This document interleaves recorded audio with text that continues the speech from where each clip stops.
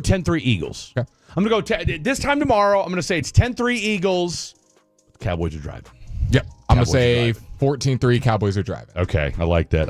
Yeah, because I do think Dante Fowler's going to make some noise tomorrow, and I do think that, I was looking at this, and I think it was Nick Harris who tweeted this out yesterday or the day before, where he said, give us your prediction for who you think is going to lead the team in sacks this year. Should we do our Cowboys predictions? We didn't really write that on the show. You want to do that in this segment? Let's do it then. You want to do it right now? Let's do it right now. You want to do it right now? Okay, perfect. Rangers lost today, by the way. Okay. 2-0. You didn't miss anything. Didn't hit anything. Well, go figure. Surprise. Hey, I will say Jack Leiter.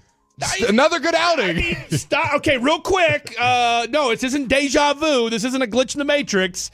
Surprise, surprise. Your pitchers went out and pitched their ass off, and you guys couldn't hit your way out of a wet paper sack. I will say I won't overreact too much because they have been doing good at hitting in the last series. So, by the way, your boy Feral Hillbilly, great Twitter name, by the way. Feral Hillbilly. Oh, is that who I DM'd Feral you? Hillbilly. He's the guy you DM'd me today when Evan Carter said last Evan two Grant. games. What did I say? Evan Carter. That's right, Evan Carter. Well, he might have been saying it. Who knows? In the privacy of his own home. But no, Evan Grant, Dallas Morning News beat writer for your Texas Probably Rangers. the only guy outside of Jarrett Sandler still live tweeting the games. I mean, who else is going to? That's what I'm saying. Like Jarrett, phenomenal job, and Evan Grant. No one else is paid to do it. I mean, that's kind of their job. But anyway,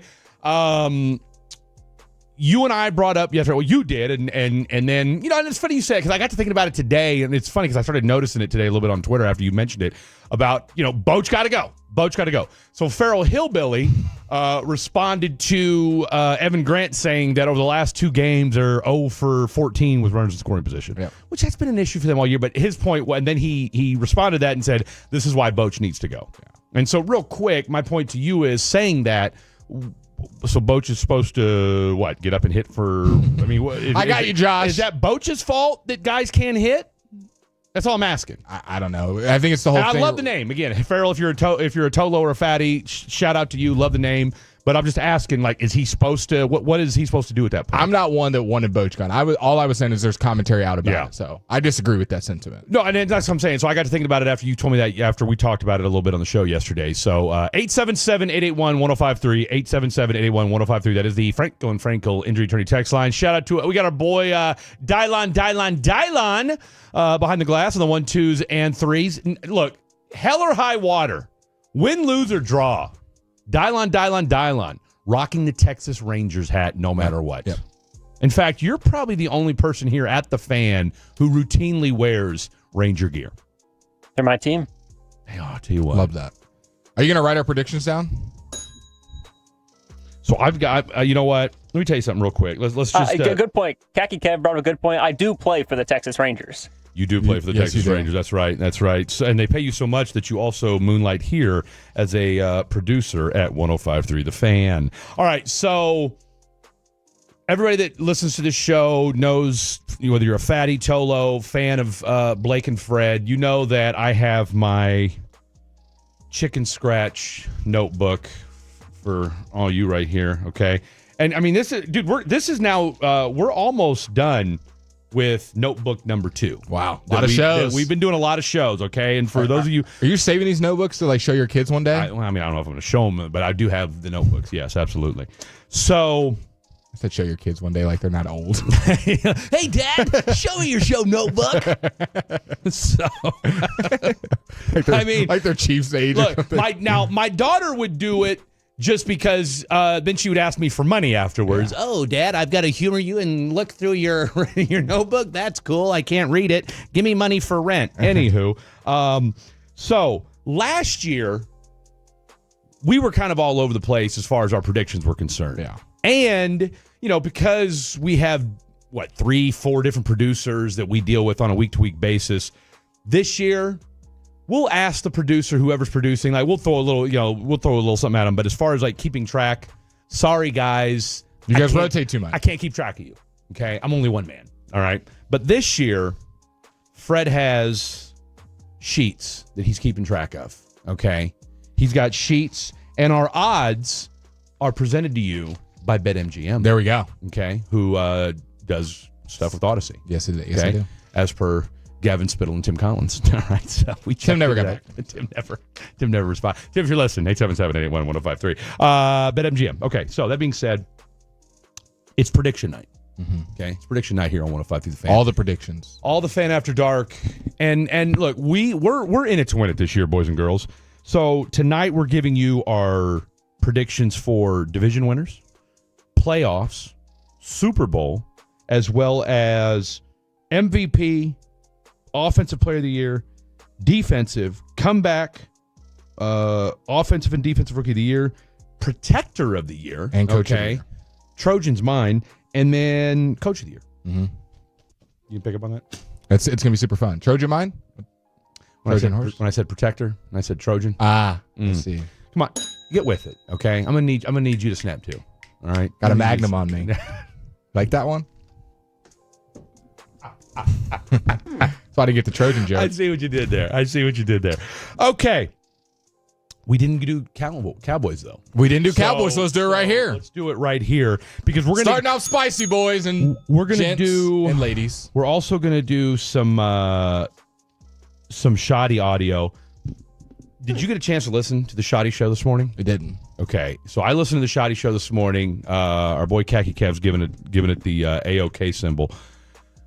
You guys already know I was on the Shoddy train prior to listen to him today. And one thing, and again, this is the kind of information you're going to get on Fan After Dark. You've said this time and time again. When we had, this was like a year ago. Actually, it was what? Well, a little bit less, but close to. When we had Bobby Belt on, and I asked specifically, what exactly does Brian Schottenheimer do? Mm-hmm. Okay. And this was like week 4, week 5, offense was terrible, yada, yada. And he said, look, he's a liaison between the players and the coaches, helps with game planning, da-da-da-da. Because I said, we need to make a move, fire Schottenheimer. Yep, you did say I said that. I said, fire Schottenheimer. Full circle moment. I'm on the bandwagon. Okay, I am on the Brian Schottenheimer bandwagon. And bringing it back to what Bobby said, great speaker, wins the press conference. That's what they love about him, okay? And you've heard your fair share of press conferences from Shoddy. Have you ever come away from Shoddy being like, man, I don't know about this guy? No, he's saying all the right things, but tomorrow. But again, no more talking. Talk the talk. It's time to walk the walk tomorrow, okay? But again, we're going to play a couple clips from him this morning. I'm telling you right now, if you were teetering as to whether or not you were Team Shoddy or not, after listening this morning, if you're not Team Shoddy, I don't know what to tell you. I don't know what to tell you, so we're going to get to him a little bit. All right, what? You tell me. Here's my pen. Here's my paper. Okay, ready? Written down. Let's start spicy. Let's go to the running back room, and we'll go Fred and Blake. Who do you think leads this team in yards per carry? Because I don't want to do the counting stats. Yards per carry. Pretty much who's the most effective runner? Per carry. We're not going to do rushing yards? Because I think rushing yards, the counting stats can get a little weird. I think yards per carry is a better way to, like, who was the more effective runner when they were on the field, whether they get 10 rushes or 25. I'm just going to tell you right now, I think Javonte Williams is going to lead the team in rushing, but I think Jaden Blue will be your most effective runner. I agree. We agree on that? I just think Javonte will be on the field the most, therefore getting the highest counting stats. And I think as the season goes on, though, I'm telling you right now, I said this before.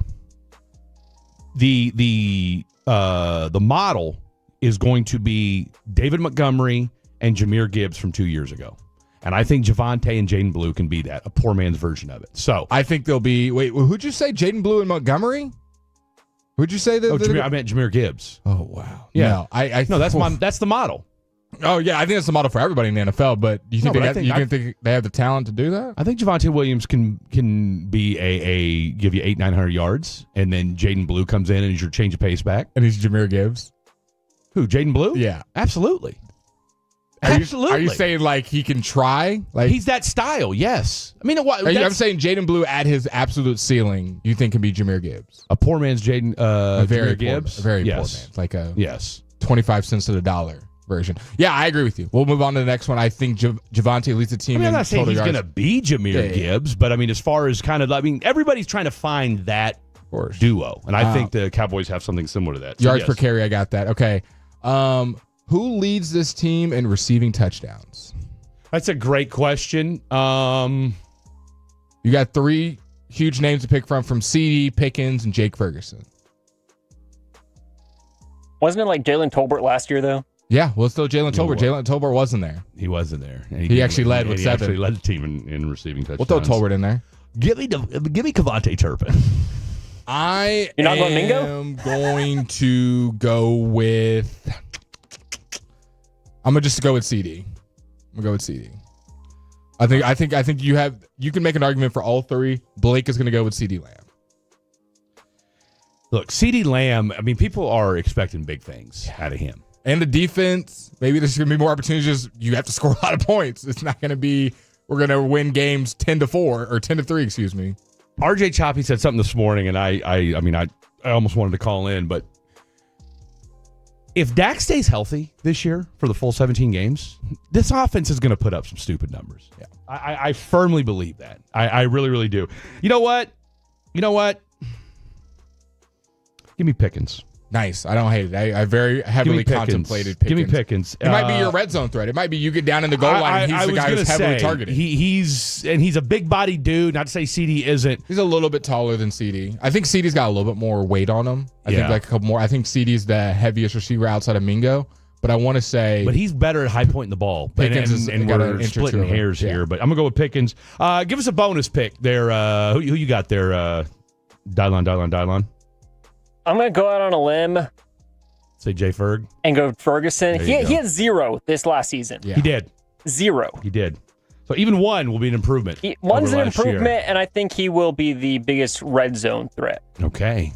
Well, as our boy Ben Troop said to us about a month ago, you can't double all 3 guys. And he said, he goes, as a tight end, this is you are in a dream scenario where defenses have to pick between CD and George Pickens, and then here's our boy Fergie Ferg doing his thing. Let's do one more offensive one. We can do either who we think will not lead somewhere in catches, or we can do some offensive line related. Which one would you rather? And I'll come up with a question. What's your offensive line one? Because now I'm intrigued by that. Offensive line one, I'm trying to think what could be a good one. Who do you think will have the best passing / run blocking grade outside of Tyler Smith? Pretty much, who do you think will be your second best lineman? We can do that, or we can be like, who do you think will be your You ready? Third best I love receiver? It. No. Okay, you want to do that? No. Okay. Go back to what you just said. Okay. Go back to what you just said. Who do you think? Second best behind Tyler Smith? Who will be the second best O-lineman behind Tyler Smith? I think we can all agree Tyler's an all-pro guy. I'm going to wait for you, so I don't even know who yours is going to be. Who? Come on. My number 2. Who's yours? Tyler Booker? It's between Booker and BB. He's definitely not one of the tackles that Fred's about to pick. He knows me too well. Well, you read it. You read my mind. Terrence Steele. It's Terrence Steele season, ladies and gentlemen. By the way, from the 940, damn it, Fred relapsed. I'm stone cold sober. I get it. You know, I'm coming off the top turnbuckle tonight. It's an exciting show, man. Now we've been Blake and I, and Blake said to me this before the show. We got to lock in, because you know how we do on the show. Every now and again, we'll take one segment and turn it into 4. Not tonight. Not tonight. All right, so I got Terrence Steele. What say you? Man, Dylon, can you help convince me between Booker and BB? Which guy would you pick? We're gonna ride with this one together. I like both guys. I'd go with BB. The only concern about Booker, rookie lineman. Yeah. It's tough being a lineman in general, but as a rookie, I would probably go BB. Let's go BB. There you go. You heard me and Dylon together. I think he's consistent. Let's give me Cooper BB being your second best O lineman behind Tyler Smith. Fred pick Terrence Steele. Let's go to the defensive side of the ball. Let's get the exciting one out the way. Sacks. Who leads this team in sackaroonies this year with no Micah Parsons, Fred Davis? You say who? I said this on Twitter's the other day, on Nick Harris's Twitter. I responded to his Twitter question. I said James Houston. Ooh. I said James Houston with 8.5. Okay. I'm going to go with a non-sexy pick. He had double-digit sacks last year. He's back on this defense. Give me Dante Fowler. Dante Fowler. I think that's a great choice as well. I just think he's going to be on the field a bunch, get a lot of opportunities. I think I do want to throw in one caveat. I think a disappointing factor and something that I will be watching this year is Sam Williams. Like, Sam Williams can either really raise this ceiling of this defensive end room, like you got a bunch of wildcats out there that are just getting after the passer, or it's like Sam Williams isn't very good. Nealon isn't much of a pass rusher today. Azarako's learning something. See, that's the thing. Marshawn Nealon, because I flirted with him, but at the same time, he had 12 sacks in college. He's not that kind of. He's a set the edge. Yes, he's big, solid. And that's why I think the run game. I think stopping the run can be a little bit better than people think. He was brought in for DeMarcus Lawrence's replacement. That's why he was drafted. Exactly. He's a run stopper, balance, leader, not like a highlight reel. Thank you. He's not that type of defensive end. I mean, I'm sure he'll get in 2 or 3 just from beating guys up. But I'm with you. Like I said, I like James Houston and Fowler. You're saying how many? 11? Sure, we'll give him 11. I'll give him 11, which that would tie the most that a Matt Eberflus defense has ever had. And then we'll finish this. Let's go to the secondary. Ints. Ints / I was just going to say, who do you think the best secondary player outside of Deron Bland's going to be? I think we can all agree Deron Bland's the constant in the secondary. Who do you think is going to be the most impactful secondary player for the Cowboys I think Malik Hooker has a bounce back year. Okay. Blake is going to go with... And I'll tell you why real quick. He's played with Matt Eberflus's defense before. He was not great last year. He's only in year 9, year 10, and I think he's got something to prove because, look, last time we remember Malik Hooker opening his mouth, he was telling Micah Parsons, what he would do as far as his off the field stuff. So, and did not have a great year last year, but he knows Matt Eberflus's defense. I think he's going to be a little bit more comfortable this year, and I just feel like this team and something else too. And I'm trying to think who it was that said this. I think it was Mike Tirico that said this. Anytime, and I could be wrong about this, but 877-881-1053. Tell me who this was, but I'm positive it was Mike Tirico. He said that anytime a big time player gets traded from a team, when you go into the locker room afterwards as a media or whatever, you can feel like it's kind of deflated. He said didn't notice that with the Dallas Cowboys. I am going to go with Trayvon Diggs. I think Trayvon Diggs has a comeback year. A lot of people have besmirched him, myself included.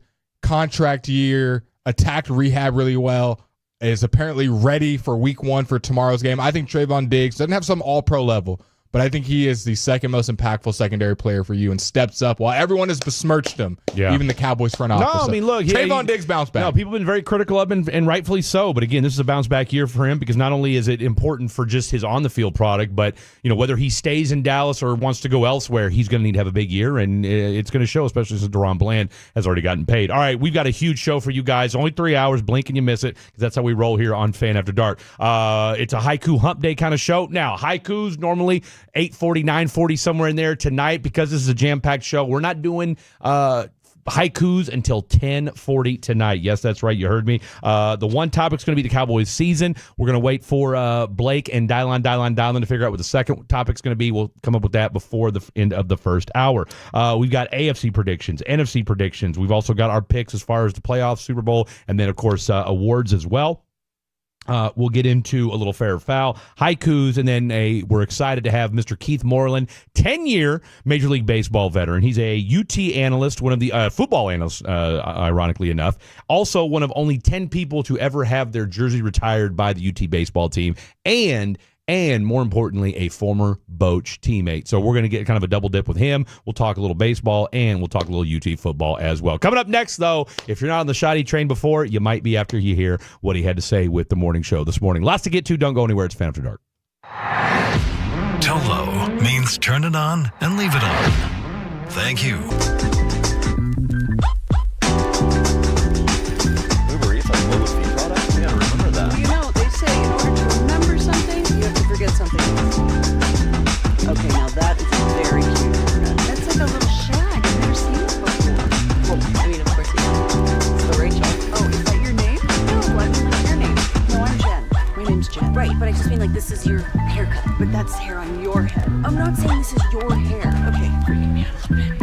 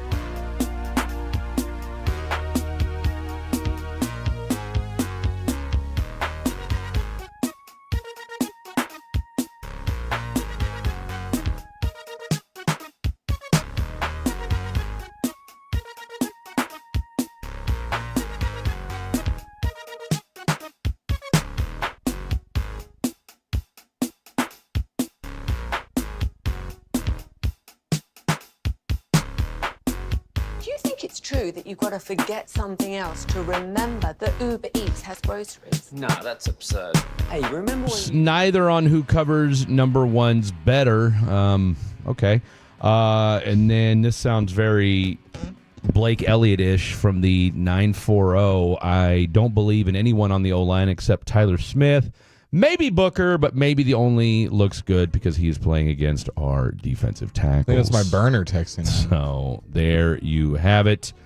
877-881-1053, 877-881-1053. That is the Franklin Frankel Injury Attorney text line. Text in, let us know what you're thinking. It is a jam-packed Dallas Cowboy prediction show tonight as we get ready for kickoff tomorrow as the 2025 NFL season gets off to its start and debut. And, of course, you got the Philadelphia Eagles, defending Super Bowl champs, and your Dallas Cowboys. There's a rumor.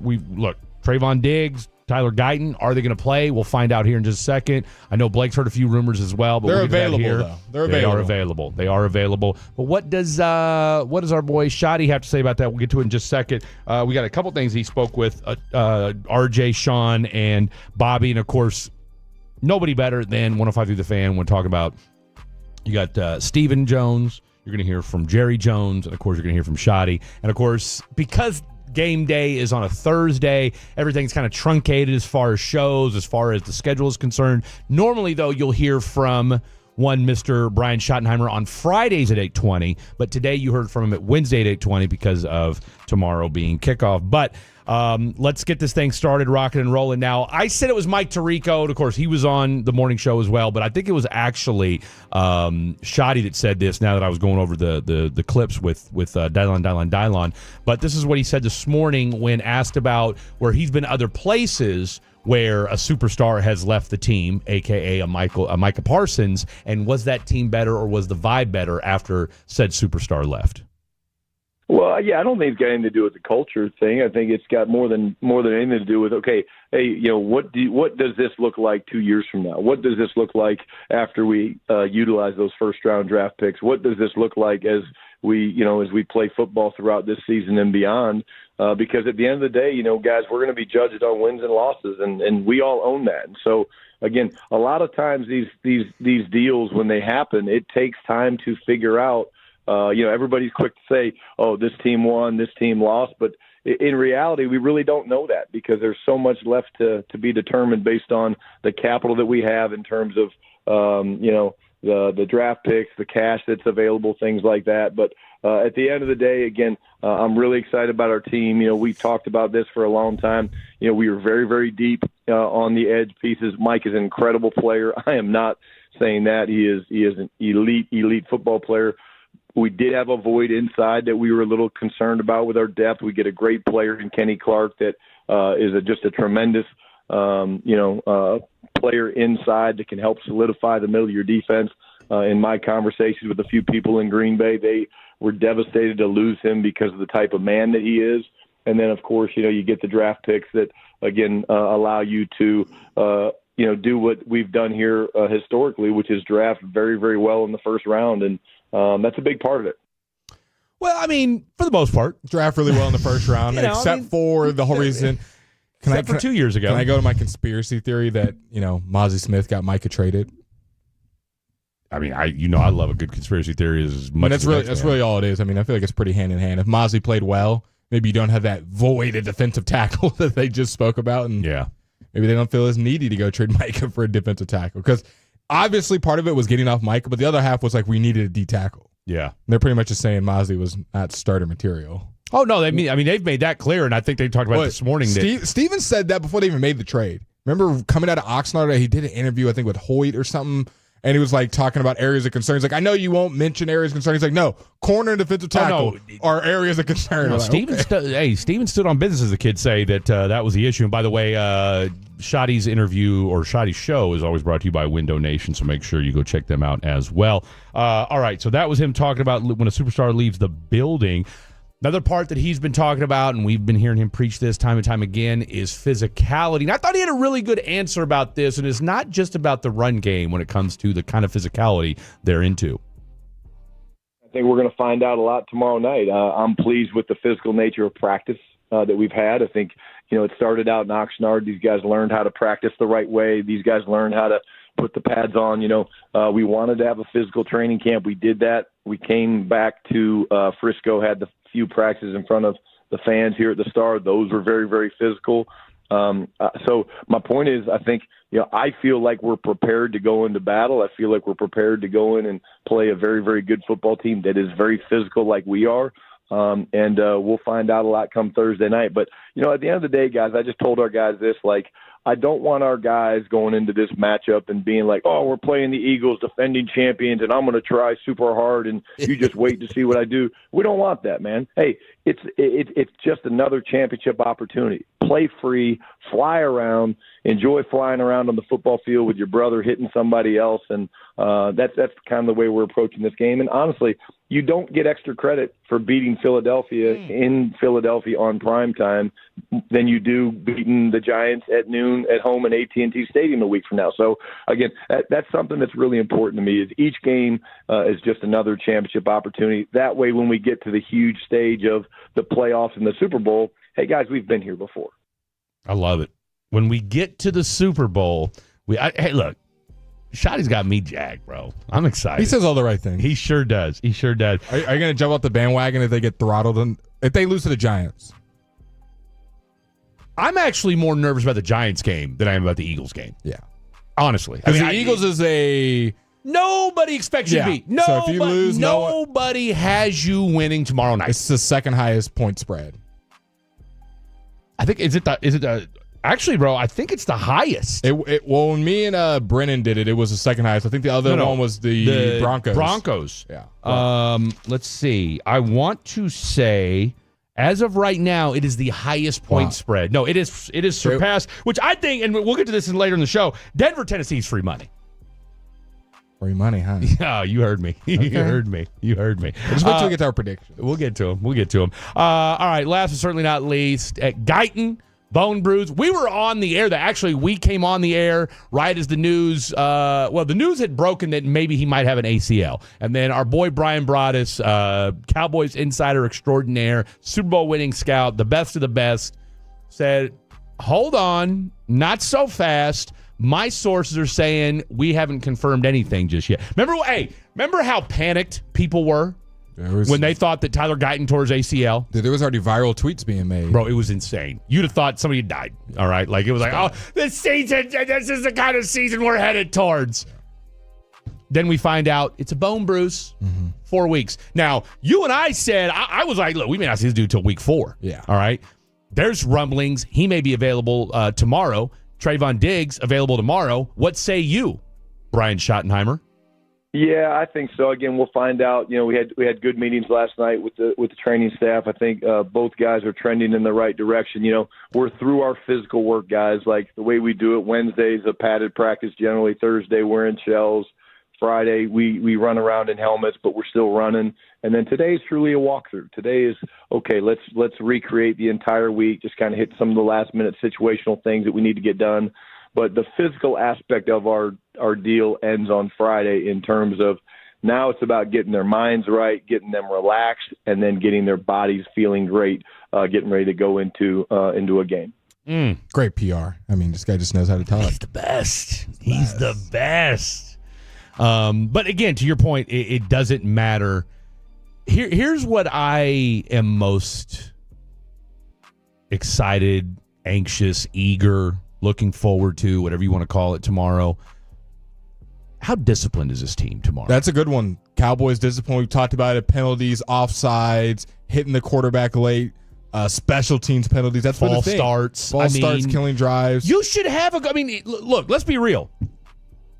Whether it's, and again, rumor has it we will see some Tyler Guyton tomorrow. Now, it remains to be seen. It's going to be him or Nate Thomas. We will wait and find out. I am a little nervous if it is Tyler Guyton, only because a couple of reasons. One, he had no training camp, and B, it's not, say what you want about Terrence Steele, all right, but let's just use him as an example. He's still a NFL veteran, right? Like, he knows the drill. Games. Exactly. Like, you could do a lot worse at tackle. If Terrence Steele got cut tomorrow, you'd have 17, 18 teams rushing to sign him the next day, all right? So you got that going. We don't know still about Tyler Guyton. Guyton was a rookie. They got hurt and didn't play that much his rookie year. And didn't look great when he did. Yeah. Okay. And I know a lot of people it's in comparison to Nate Thomas, hoping that Guyton can play, but slotting him into not playing football for 2 months against one of the better D-lines you're going to see all year. Dude, I'm a little, I get it. Everybody's excited, but at the same time, I have zero. If you told me tomorrow. Him and Diggs are in the same spot for me, where I want them to be back. Yes, Cowboys fan ass, but that's a huge game to jump back into where both of those guys are playing high-level opponents as far as who they're blocking, who they're guarding. Diggs, I'm less concerned about because, he's been an all-pro. Right? And he had he's had a long time. He's had over a year to get ready and rehab, and I think, too, he's got, as you and I have already alluded to, he's got something to prove. Mm-hmm. Tyler Guyton, we don't know what kind of tackle he's still learning is. Stuff. He's going to be not only am I injured coming back, but it's not like I know the playbook front and back. 10-year vet. If he'd have had a year like Cooper Beebe had last year, then maybe we'd be like, all right, hey, we're excited about it. I just there's a lot of cautious. I don't even know if I'd say cautious optimism about tomorrow. Anyway, all right, we're gonna switch gears for just a hot minute. Coming up next, former Major League Baseball player, UT great, football analyst, you name it. He covers high school. There's nothing this guy hasn't done, and of course he's a native of the DFW as well. The one, the only, Mr. Keith Morland joins us. Talk a little UT football, and let's talk a little Rangers as well. Don't go anywhere. It's Fan After Dark. Coming up on the next KNC Masterpiece, it's game day. We finally made it. We will talk with NFL Network.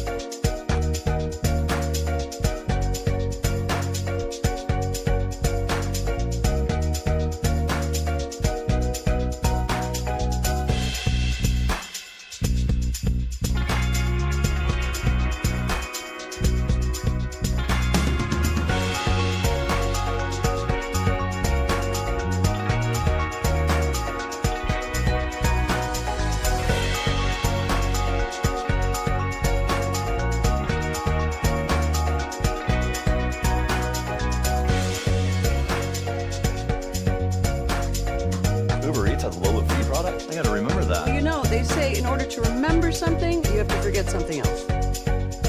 Okay, now that is a very cute haircut. That's like a little shag. I've never seen it before. Well, I mean, of course you have. It's the Rachel. Oh, is that your name? No, I mean like your name. No, I'm Jen. My name's Jen. Right, but I just mean like this is your haircut. But that's the hair on your head. I'm not saying this is your hair. Okay, forgive me a little bit.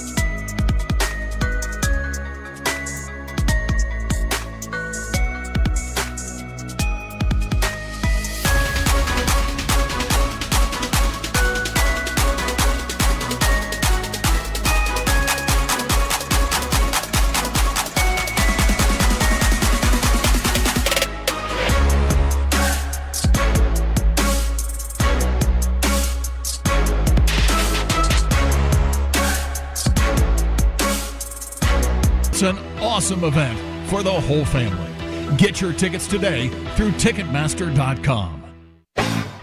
This next segment on The Fan After Dark is brought to you by Classic Chevrolet. If you're in the market to upgrade your vehicle, get to Classic Chevrolet in Grapevine. Back-to-back #1 Chevy dealership in the world. They've got more new Chevys than anyone, all prices sell. Visit ClassicChevrolet.com. This is Texas. This is Classic Chevrolet. Together, let's drive, relax, and enjoy the difference based on new Chevy registrations 2023 and 2024. Appreciate that, Dylon. Welcome back into this Fan After Dark on a Wednesday night. Let's jump right into this. Go out to the D&M Leasing Hotline. Welcome to the program. 12-year Major League Baseball veteran, World Series champion, as well as one of only 9 Longhorns to have his number retired in Longhorn baseball history, which is saying something. The one, the only, Mr. Keith Morland joins us tonight. And Keith, we'll get right into this thing.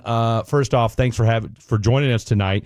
Number one, you're also, I mean, look, you're a Longhorn through and through, but you're also a UT analyst, offensive analyst for the football team. So let's jump off right there. I'm sure you've been inundated with questions, the entire college football world, outside of Alabama getting their butts kicked. I think that the second most pressing thing was what the heck was going on with Arch Manning with those first 3 quarters. Just from taking a look at it, what is kind of the scuttlebutt around the coaching staff as far as how 16 looked, and what was your take on Arch's debut? Well, I think two things that you look at and go with is the fact is you're playing one of the best defenses in America. It sounds like I'm defending. I'm not defending, but there was a lot of different changes to what they did just all the way back to the bowl game. So you're seeing a different environment, obviously playing on the road in front of that crowd and that position. And then the second part of that is you're seeing some things differently defensively that you're expecting when you come in and make some adjustments. In that environment, I did not think that it was a terrible football game that he played. Defense was championship caliber. They just couldn't find ways to score when they got opportunities in the red zone to make the ball game a much different game. So if I were to give him a grade, I would probably give him a passing grade. I would not give him a big passing grade, but I'd give him a passing grade and see what the improvement does, because you look at this Longhorn schedule, down the line, that's not the last really good football team they're going to play. Keith, pleasure having you on. There's been a lot of chatter about Arch's mechanics, whether it be low throwing angles, some of the stuff when he was trying to push the ball past the sticks. What did you see mechanically from Arch and kind of just his overall pocket presence?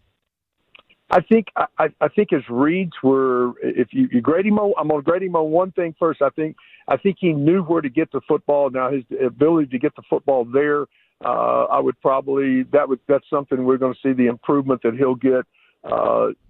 Again, first career start, where you start, and you look at the scenario and you go, he was going in the right direction. So I'm going to take a positive view of this and say, you know, in the scenario that he was in, not bad. Now, if that's game 2 and he played a game before that, and then you're stuck in that environment, I think there are times that you would see probably a little bit different results.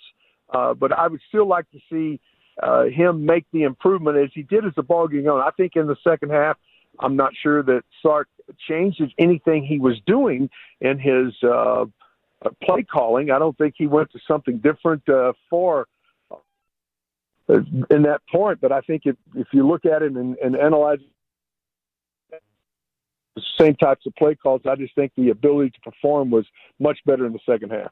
Keith, I think the other thing, too, that I think has gotten lost on people is the amount of talent that they're replacing on that offense. You've got 4 guys, skill player. I mean, we've already talked about look, the offensive line, everybody talked ad nauseum about how that offensive line had to be overhauled because you had so many guys leave and go to the NFL. But you've also got 4 skill players. Both 1 and 2 wide receivers and your tight end and your running back are now all on NFL rosters. I don't know that that's been factored in enough as far as that overhaul was considered as well. That's a good point, and I think the offensive line performed. To be honest with you, if you go back and look at it, I think they did their job. I think one of the areas that's got to be improved is you got to get separation. Mm-hmm. All receivers. I mean, tomorrow night watching the Eagles and the Cowboys, the first thing we'll be looking can find separation, because the great receivers and the guys that can really help you are guys that can create a space for you to deliver the football. So if you hit on something that probably is my biggest takeaway from the game is you got to find. I thought the offensive line performed well. I thought they were able to run the football pretty dadgum well to be in that environment. But I think you got to get separation from skill positioners on the outside. Keith, your thoughts on Steve Sarkeesian? A lot of talk about his 4th down calls, some of the running plays, just some of the stuff that he was calling up. Do you think he overall had a good game calling plays, and do you think he's still getting adjusted to calling an offense with Arch rather than Quinn Ewers? I thought they did a good job in the middle part of the game of making some adjustments and going away from what they were planning on doing. And I think there were some things on the fly. I mean, you ended up with a football game that 2 or 3 plays in the second half changed just a little bit different. You might have had a different outcome. So for me, the first thing I would say, I thought he did a good job in the middle of the game of changing some ideas and doing some different things offensively to give him an opportunity to come back in the game. So, yeah, I think you also, here's another one. I think you got to learn your personnel. It's the first time he'd called plays with this particular package of personnel. Now he knows his offensive line. In my opinion, I've looked at it, my offensive line held up. So now what can I do differently to do some different route combinations or some packages to get some guys to get some separation? 12-year Major League Baseball veteran and former World Series champion, well, never a former, but World Series champion Keith Morland, also a Turner High School grad as well. No stranger to the DFW, UT analyst. All right, let's talk a little national pastime. And look, I know your boy Boach, you guys spent a year together in San Diego. I'm sure there's stories that aren't safe for radio that you could probably tell at another time. Number one, and me and Blake were talking about this last night.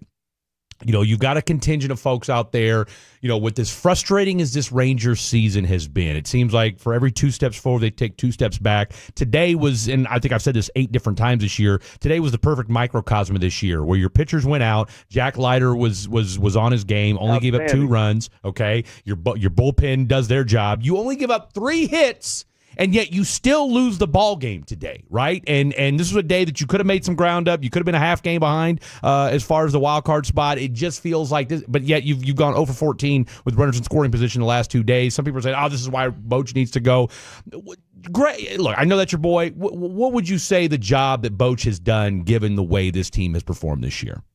But sometimes as an ex-player and played this game, there are certain times where you just cannot get it going in the direction you want going. You can work hard at it. You can get it done. I look at Kyle Tucker with the Cubs right now. All of a sudden his life's turned around in the last 4 or 5 days, but he has struggled for more than 3 months. It is amazing in the game of baseball. There are going to be times that you struggle. But I look at this team and I look at what Boch's his mentality, though, is so good for a team that's having some of these ups and downs, because it seems like when they play or are playing well, they play complementary baseball. In other words, the offense is doing their job and they pitch, they throw the ball well, and you find a way to get a win. And then you have a game like today where you have a guy go out and pitch a heck of a baseball game, but you face somebody else on the other side and you don't get it done offensively, and you don't win that ball game. But I still like where the position they're in. I still think that they can do some dangerous things. I mean, obviously anybody can overcome all of the injuries and the things that they've had to overcome. They put themselves in a position. Put it this way: if it's September 15th and you're within the chance to have a chance to get into the postseason, it's been a successful year. That's the way I look at it. Keith, I'm interested, what is your perception of what the Texas Rangers identity is as a team? Because I think a lot of us going into the season talked about all these fun hitters that's coming in, Jock Peterson, Jake Berger, guys that can hit the fastball. The Rangers were one of the worst at the league in doing that in the previous year. You've got Adolis, Seager, Smith, Langford. You got all these names here that we all enjoy here in the DFW, and then all of a sudden the pitching takes an even bigger step this year. What even is the Rangers' identity for this season and going forward?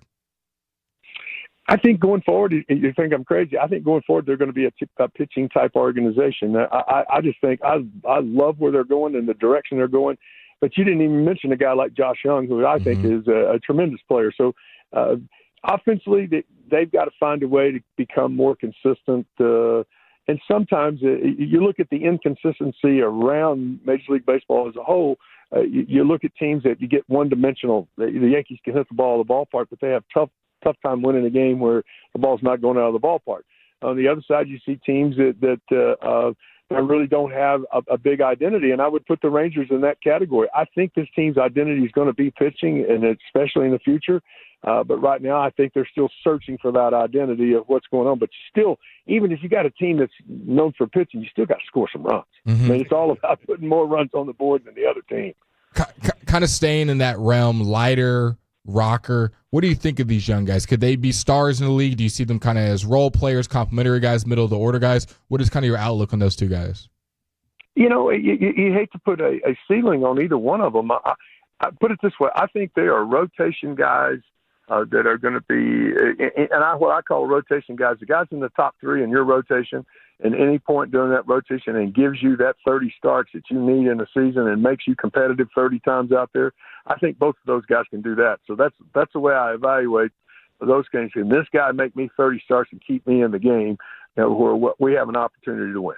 Keith Morland, 12-year baseball veteran, Major League Baseball veteran, World Series champion, joining us here talking all things Texas Rangers and UT Longhorns. And I don't think it's ironic that you mentioned this team's going to have a pitching identity going forward, considering that that's what Chris Young did. And when you think about it, he's done a tremendous job with putting this baseball team, putting this pitching staff together for the last couple of years. My question for you, though, he didn't go with a bona fide closer going into the season. He went closer by committee. I don't want to call it a disaster, but it hasn't worked out well. And dare I say, that's probably the one position where if you had a bona fide closer, you might be in first place in the AL West right now. How detrimental is not having a bona fide closer when you're talking about a AL and an AL West where it's this tight? It makes it more difficult. There's no way to sit here and look at you and put any sugar coat on it. If you don't have a guy that can, you need 3 outs and go slam the door at the back end, a lot of times winning ball games are very tough to do. Now, that being said, go back to the guys that you got at the beginning of the game. If they can find a way to get you into the 7th inning, there are guys in the bullpen including the Rangers, have those guys in the bullpen that have good enough stuff that you can piecemeal. In other words, you can match left on left, right on right, and find a way to get to the end and get it done. I've seen some teams like that, but more times than not, your question, you answered yourself, it's real. And got a guy that you can go get those last 3 outs. You're a game and a half out. Get you out of here with this. Give us one good Bruce Bochy story and why he's one of the best, if not the best, manager of all time. Well, I put it this way. Anybody that played with Bruce and his demeanor when you played with him, he was a very matter-of-fact, let's get the job done. This is the way it is. There was no frills. There's no big things on it. But he was always that guy that was so positive. And so, perfect Bruce Bochy story. He's in the bullpen. I leaped for a ball in San Diego over the fence because they moved the fences in and built these fences in the old Qualcomm Park in San Diego. And I leap over. I have it in my glove. I bring it all the way back onto the field, and Boch is just leaping in the air, thinks, oh, what a catch, what a guy, and then collapses to the ground at the end of it. When I brought it back in, it wasn't a homer. But I didn't catch it as well. So, I remember that about Boch playing with him. He was so excited that I maybe have caught this ball, and then I didn't catch this ball, and to see his emotion. He's a guy that cares about what he's doing. He's so good with people, and he's so level-headed. I think he's one of the best, if not one of the best managers in baseball. He's in the top 5, without a doubt. It's great to have him in my home state, and I wish him the best of luck and every time that I'm around him and see him. Keith, great stuff from you, my friend. Shout out to our boy Mike Babbo for making this thing happen. Definitely check out the Picked Off podcast. Let's do this again. Look, we're a game and a half out. Like you said, we're 3 weeks away from this thing ending. So the Texas Rangers are as in this as anybody. When they make the playoffs, let's do this again. Sound good? You got it. Sounds good. My Thanks man. for having me. There you have it. The one, the only Keith Morland. All right, let's get back into some NFL. We got some AFC predictions to get to. Don't go anywhere. He's Blake. I'm Fred. This is the Fan After Dark. The more time you give, the more our crush grows. Together we continue to build something special. Keep turning it on and leaving it on 105.3 The Fan and the Odyssey, iHeartRadio, and TuneIn apps.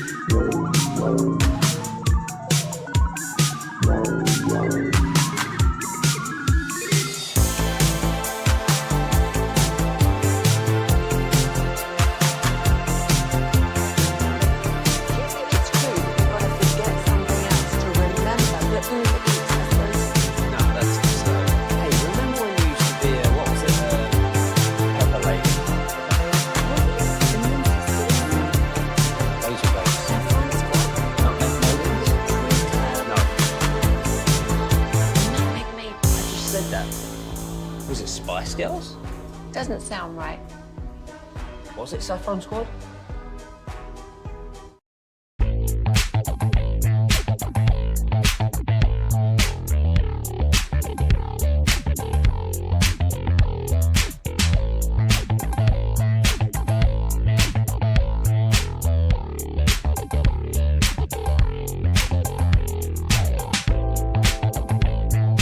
This is the exclusive home of Dallas Cowboys football. KRLD-FM and HD1, Dallas, Fort Worth. Let's go, Cowboys. An Odyssey sports station.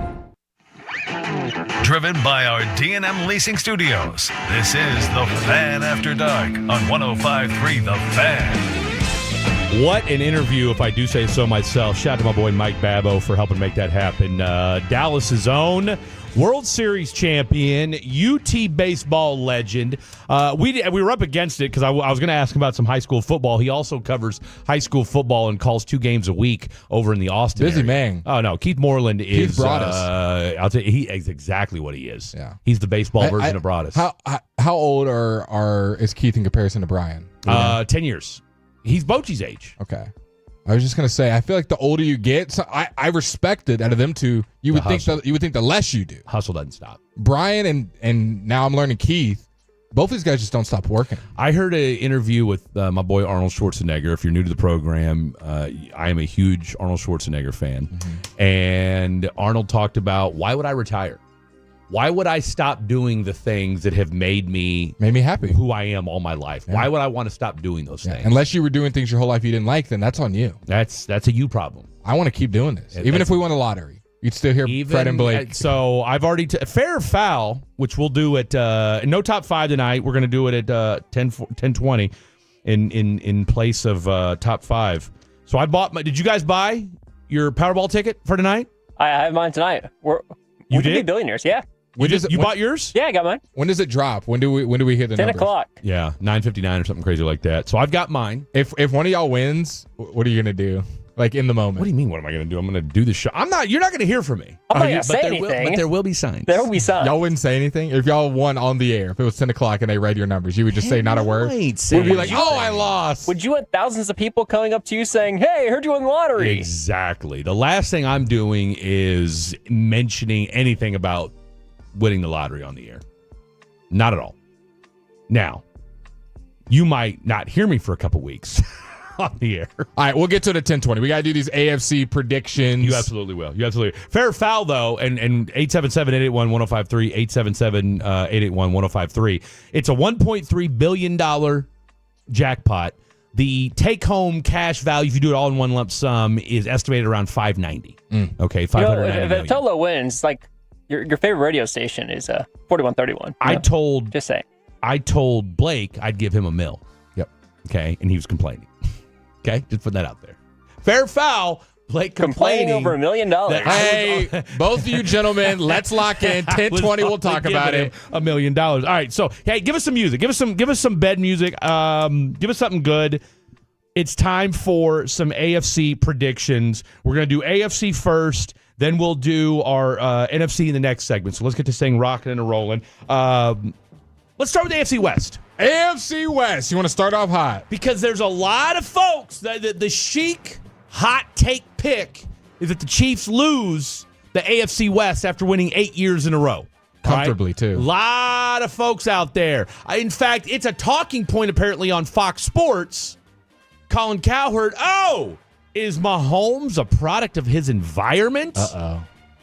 Which I don't need to go into it. I've already had conversations with GBAG. I've already had conversations with our boy Gavin Dawson when they talked about how he said, Mahomes doesn't carry this offense anymore. I said, au contraire, mon frere. Talk to him off the side. I think I've got him convinced. That being said, this team, last I checked, still has the GOAT at quarterback. Give me the Chiefs to win the AFC West. You know. Give us in. You didn't write the rest of the teams in there. I wrote how every team's finishing. Not the record. Don't care. Well, second, third. You don't care. Well, you'll hear in my wild card because I've got. I may or may not have a couple wild card teams. Well, I went ahead and ranked and put them all in order. I thought that's what we're doing. You can. I mean, I'm. You can do it on the fly. You can do it on the fly. Yeah, you're smart. AFC West. I got the Chiefs winning the division, as Fred just so eloquently put. In second place, I got the Denver Broncos. Okay. This was the hardest division for me to rank across the entire NFL. Them and the NFC North. NFC North. Yeah. Okay. In third place, I've got the Chargers. I think losing Slater for the season, I think, is going to hurt them a little bit. Yeah, I forgot about that. And then in last place, I got the Raiders. I think this is going to be the best last place team in the NFL. I think they could have somehow a winning record or just right at 500 and still be last place in their division. So I got Chiefs, Broncos, Chargers, Raiders. No Rashee Rice. First 6 games? That's 4 correct. games? First 6 games. That's going to hurt them a little bit, but Xavier Worthy will step up. I think he'll be a big part of the offense.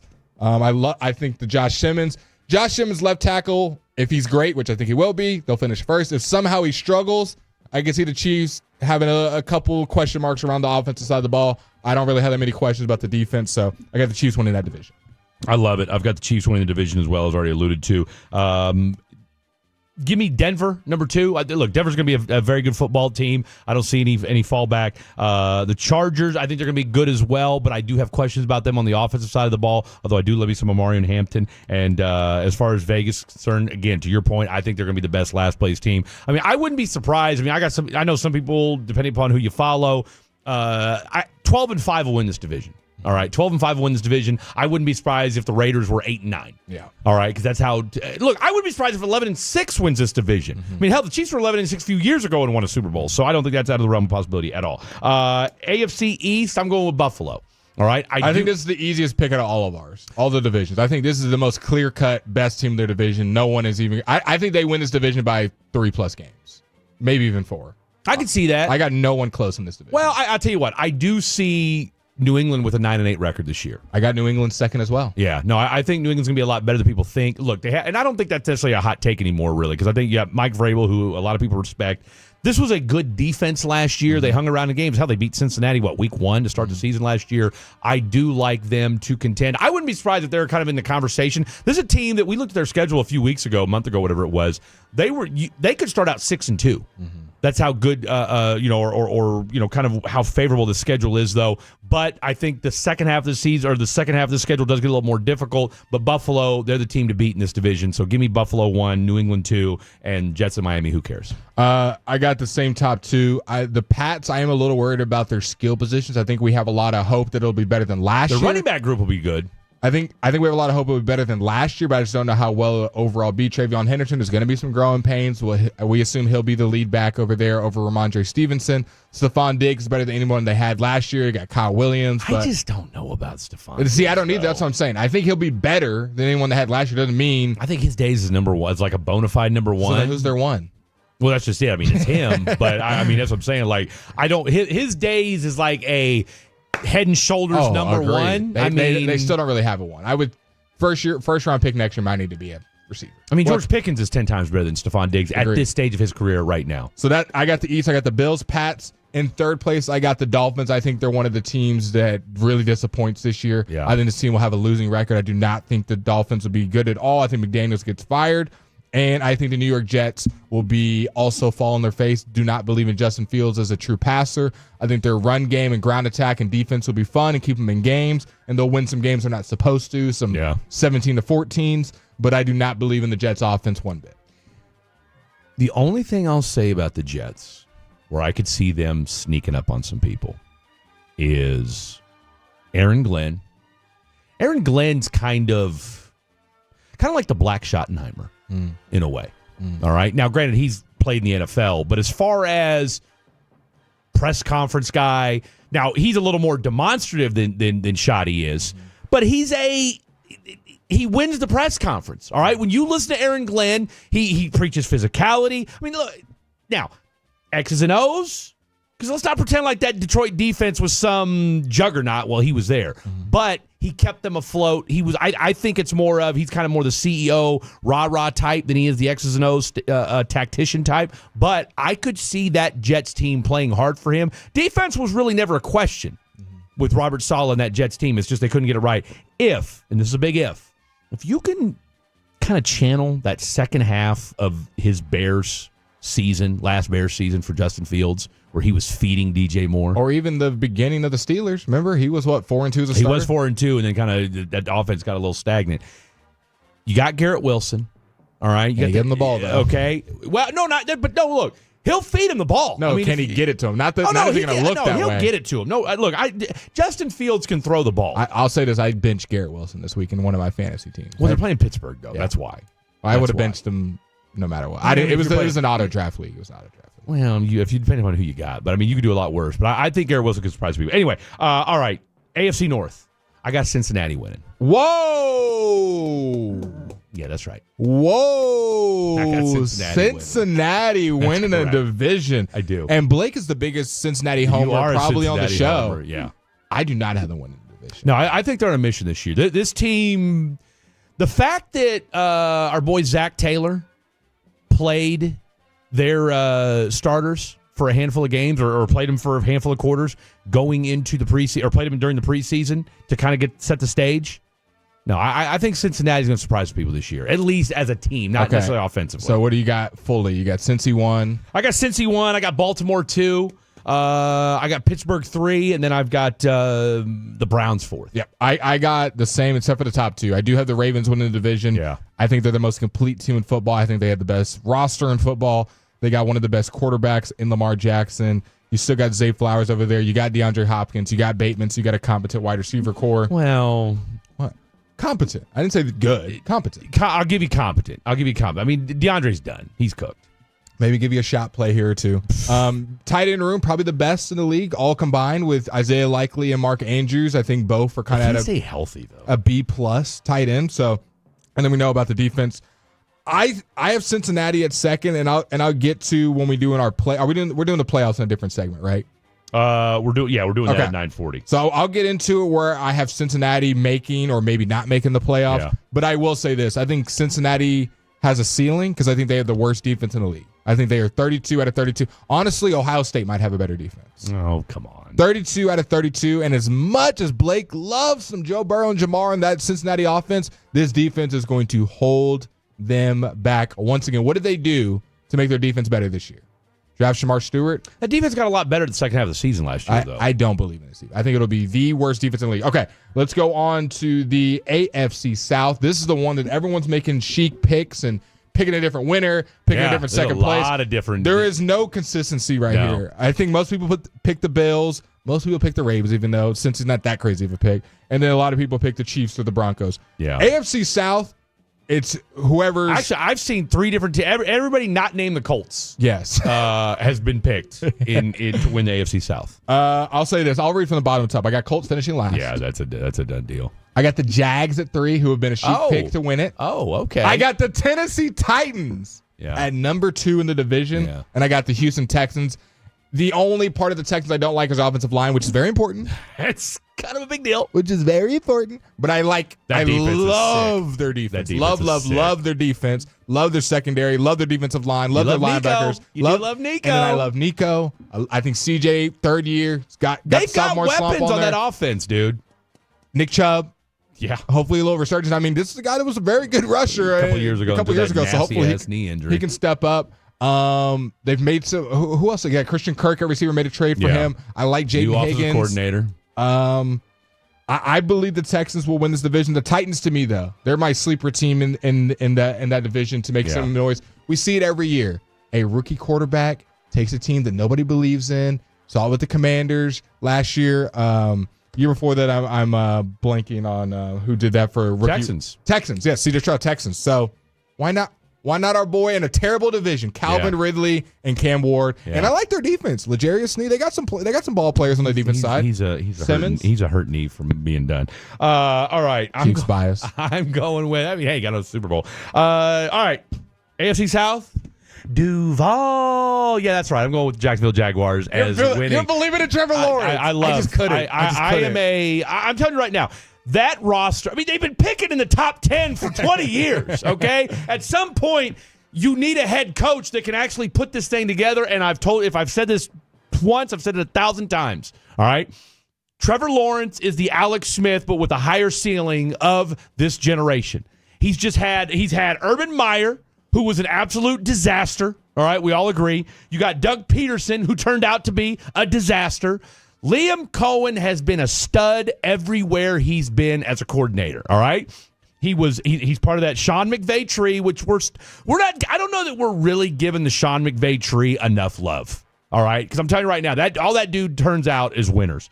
Then he goes to Tampa Bay, and guess what? You're a Tampa Bay guy. Offense balled. All right, product of Baker comes out, does his thing. I'm telling you right now, the same way. What's our boy in Carolina? David Canales came over there, did his thing, resurrected Bryce Young. You're going to see the same thing. Oh, hey, got your boy, Travis Hunter. Both sides of the ball. Brian Thomas Jr. I know. Okay? I like you got pieces. You got the other Josh Allen with like 6 different names. Okay? Hines Allen. You've got people. You got players on that roster. Hell, you got a number 1 pick from a few years ago, for crying out loud. The defensive tackle that's on that football team. Isn't that crazy? So we don't remember his We don't name. even remember the guy's name. Okay? So my point in all that is Travis Walker. That guy. Isn't it? I don't even know. Jared. Trayvon Walker. Trayvon Walker. All right? Probably the least talked about number 1 pick ever, okay, in the history of football, okay? He's the Anthony Bennett of I think NFL. Hutchinson went after him, right? I think he did, yeah. Hell, I think that was the same one as, who's our boy from Jalen Carter was on that draft, too. Yeah. He should have been number 1. Anyway, we digress. So you got Jags at the top. Jags at the top. Texans number 2. All right. Give me Titans 3. And I like the Titans. I really do. I just don't know that they've got enough. I think they're gonna be a hard out though. I think they're gonna be very Patriots-esque, just surprise, young quarterback, young team, and they've got some good defensive pieces. No, they do. They're all, and hell, they improved their offensive line from a year ago too. And Callahan is an offensive guy, but I just think that you know again, Texans have been there. I think Jacksonville breaks through, and then the Colts. Nobody cares. All right, coming up next. Let's do the NFC. What say you? 877-881-1053. 877-881-1053. What do you think of our AFC predictions? What are yours as well? Don't go anywhere. This is 105.3 The Fan. It's a must-listen on your lunch break. Rangers manager Bruce Bochy.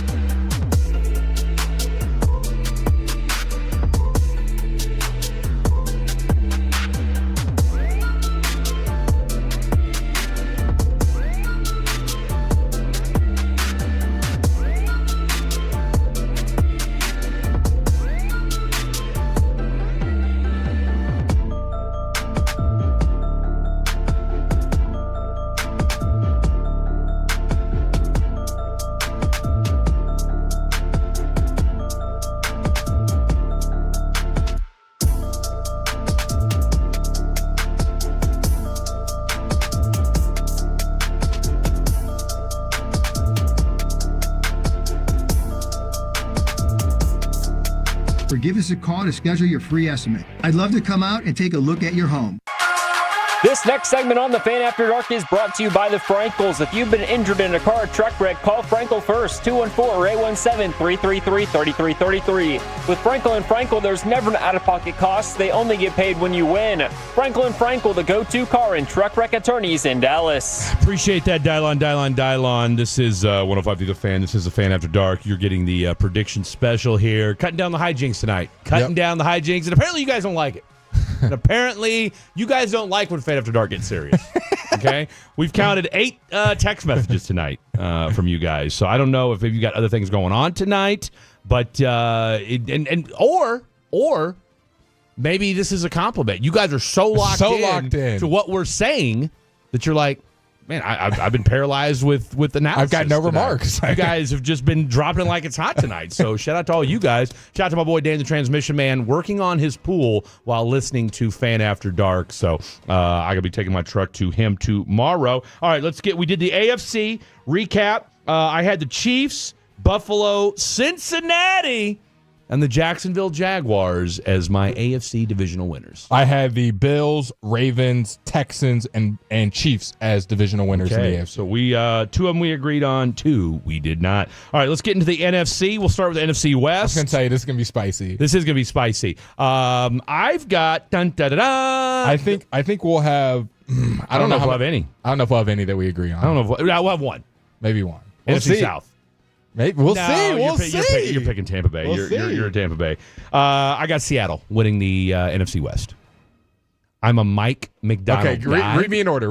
Because this one is fun because I think you can make an argument for all 4 teams winning this division. Oh, you absolutely could. I'm going with Seattle to win. Okay. I'm going with the Rams second. Okay. I'm going with the 49ers third, and I'm going with Arizona fourth. But I could see Arizona and San Francisco having the same record, like at 8-9. 10-7 will win this division. I'll read this top to bottom. I got the Rams winning the division. Okay. We know how big of a believer I am in this Rams offense and this defense. It just came out of nowhere. This team all together. It's all dependent. No hot take here on Stafford's health. No, Stafford's back is literally going to hold this division up one way or the other. If he is upright and looks like he did last year, the NFC Championship is right in front of them. If he doesn't look good, obviously this team is not heading in a great spot. In the 2 spot, Blake's got the San Francisco 49ers. I think they make a bounce back year. I think there's been a lot of chatter. And we talk, but at the end of the day, you have to put stuff into context. Yes, do I think the 49ers are the powerhouse they once were? No. But are the 49ers still a damn good football team? Absolutely. I do believe so. And CMC, I think, is going to have a vengeance year. I think CMC Provided stays healthy. I think CMC leads the league in rushing this year, rushing yards. Little hot take. I think CMC, they lean on him this year. They understand Brock Purdy's limitations. You don't have much of a wide receiver core. I think CMC is... Could he be your comeback player of the year? Could he be? Tune in at 10 o'clock and find out. How many games did he miss? 15. I didn't... He came back for like 2 and then got hurt again and then left. In the 3 spot, I've got the Cardinals, which means in very last. I got Seattle in fourth place. Wow. Blake, this is why this division's fun, because you could literally make an argument top to 4, and I don't think anybody's an idiot for picking any of them. I think the Seahawks, Sam Darnold is a mistake. I'll just go ahead and flat out say it, blanketed statement. Don't need a bunch of numbers to back that up. I just am not a believer in Sam Darnold at quarterback. And so having him moving off Geno, who is stable as it gets, number 15 overall quarterback, not up or down anywhere around that, and moving to Sam Darnold just brings a lot of volatility to this team. I don't love Cooper Kupp over there. Yeah. I like one guy on their offense, and it's JSN. Yeah. There's not another guy on the offense where I'm like, oh, I like him. Inspires me. He can make some plays. Kenneth Walker, I'm shaky about.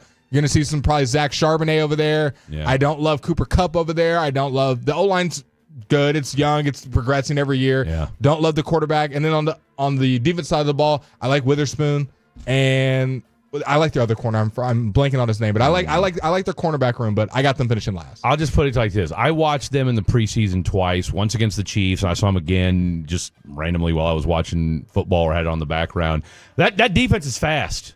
That defense is fast. Mike McDonald has something going on over there. I think he's going to be the next great coach. He's going to be the next young coaching superstar here in this NFL. See, I disagree wholeheartedly with the 817. Geno and Darnold are the same guy. I disagree 100% with that. I think Geno's about as stable as it gets. He's never going to win you a game and not going to really lose you a lot of games. He's going to just 175, 200 yards, 2 touchdowns, probably no interceptions, and hand the ball off.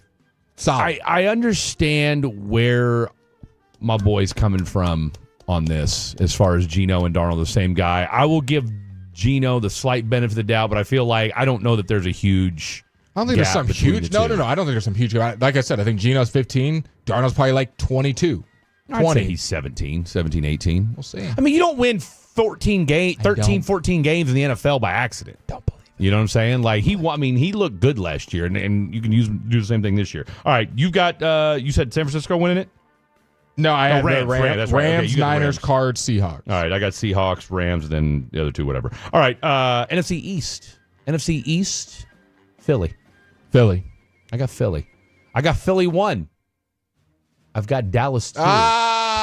There it is. I've got Dallas 2. There it is. I'm glad you've written all these down, yeah? No, I haven't, but I've got them down. I've got mine written down, so we can always, first. No, I've got Philly 1, I got Dallas 2, I got Washington 3, and I've got the Giants 4th. But I think I don't think the Commanders. I don't think it's going to be a big fall off. I mean, I could see the Philly winning 12, Cowboys win 10, Washington wins 9, Giants win 8. We could do a whole nother segment just breaking down this division, but I'll go quickly. I got the Eagles at 1, I got the Commanders at 2, I got the Cowboys at 3, and I got the Giants last. I think the Giants quickly are a year away, or not a year away. They're not there. They're building, I think, in the right direction. I'll say that for any Giants fan listening. I think they're over under 6.5. Jackson Dart takes over the starter position. 6.5 what? Games. Like he plays more than 7 games? Is that what you're asking? No, over under before how many games? Over under week 6. So he's in there before by he comes week in. Yes. I'm going to say under. I think Russell Wilson holds this for most of the season. You mean, so you over? Over. Like, I don't think you see much Jackson Dart this season is what I don't. I don't. Okay. Not saying he shouldn't. I'm just saying I think they're going to trust and lean on Russ. I think Russ is not going to lose them a bunch of games where it's like, man, he looks terrible. Because he wasn't terrible. He wasn't. Year. It's not like he was falling apart and just throwing picks left and right, and Russ can't be a quarterback. I think Russ is better than Jackson Dart right now. And I think he'll hold the spot. And I think Jackson Dart will have some plays. And people are going to be clamoring for him because they're going to lose games they should lose. If that offense gets stagnant weeks, say, 7 through 10, and you're sitting there and this offense is Malik Neighbors comes out with a quote in the locker room. Exactly. If Malik Neighbors comes out and is like, why ain't I getting the rock? Then you're going to see Jackson Dart. I got the Cowboys in 3. We talk about them every single day. I think you know why that. Commanders at 2. I know they've been a big talk about a regression candidate. I will see them regress in wins. I don't think they win 14, 13, 12 games last year. 12 games or something like that. I could see them regress in wins, but the biggest talking points about their defense. I think everyone knows their offense is still going to be good. You bring in Deebo Samuel, just pretty much added to it. The defense is interesting because their linebacking group I feel very comfortable about if you're a Commanders fan. You got Frankie Louvu and Bobby Wagner, 2 really good linebackers. The defensive line is where the question. Bobby Wagner's a little bit old, though. All pro last year. I mean, he's still producing. I think in that defensive line, that's where the questions are. They paid Javon Kinlaw. He hasn't really done anything for them. You got a bunch of young guys over there. So the teams are going to be able to run the ball in the Commanders.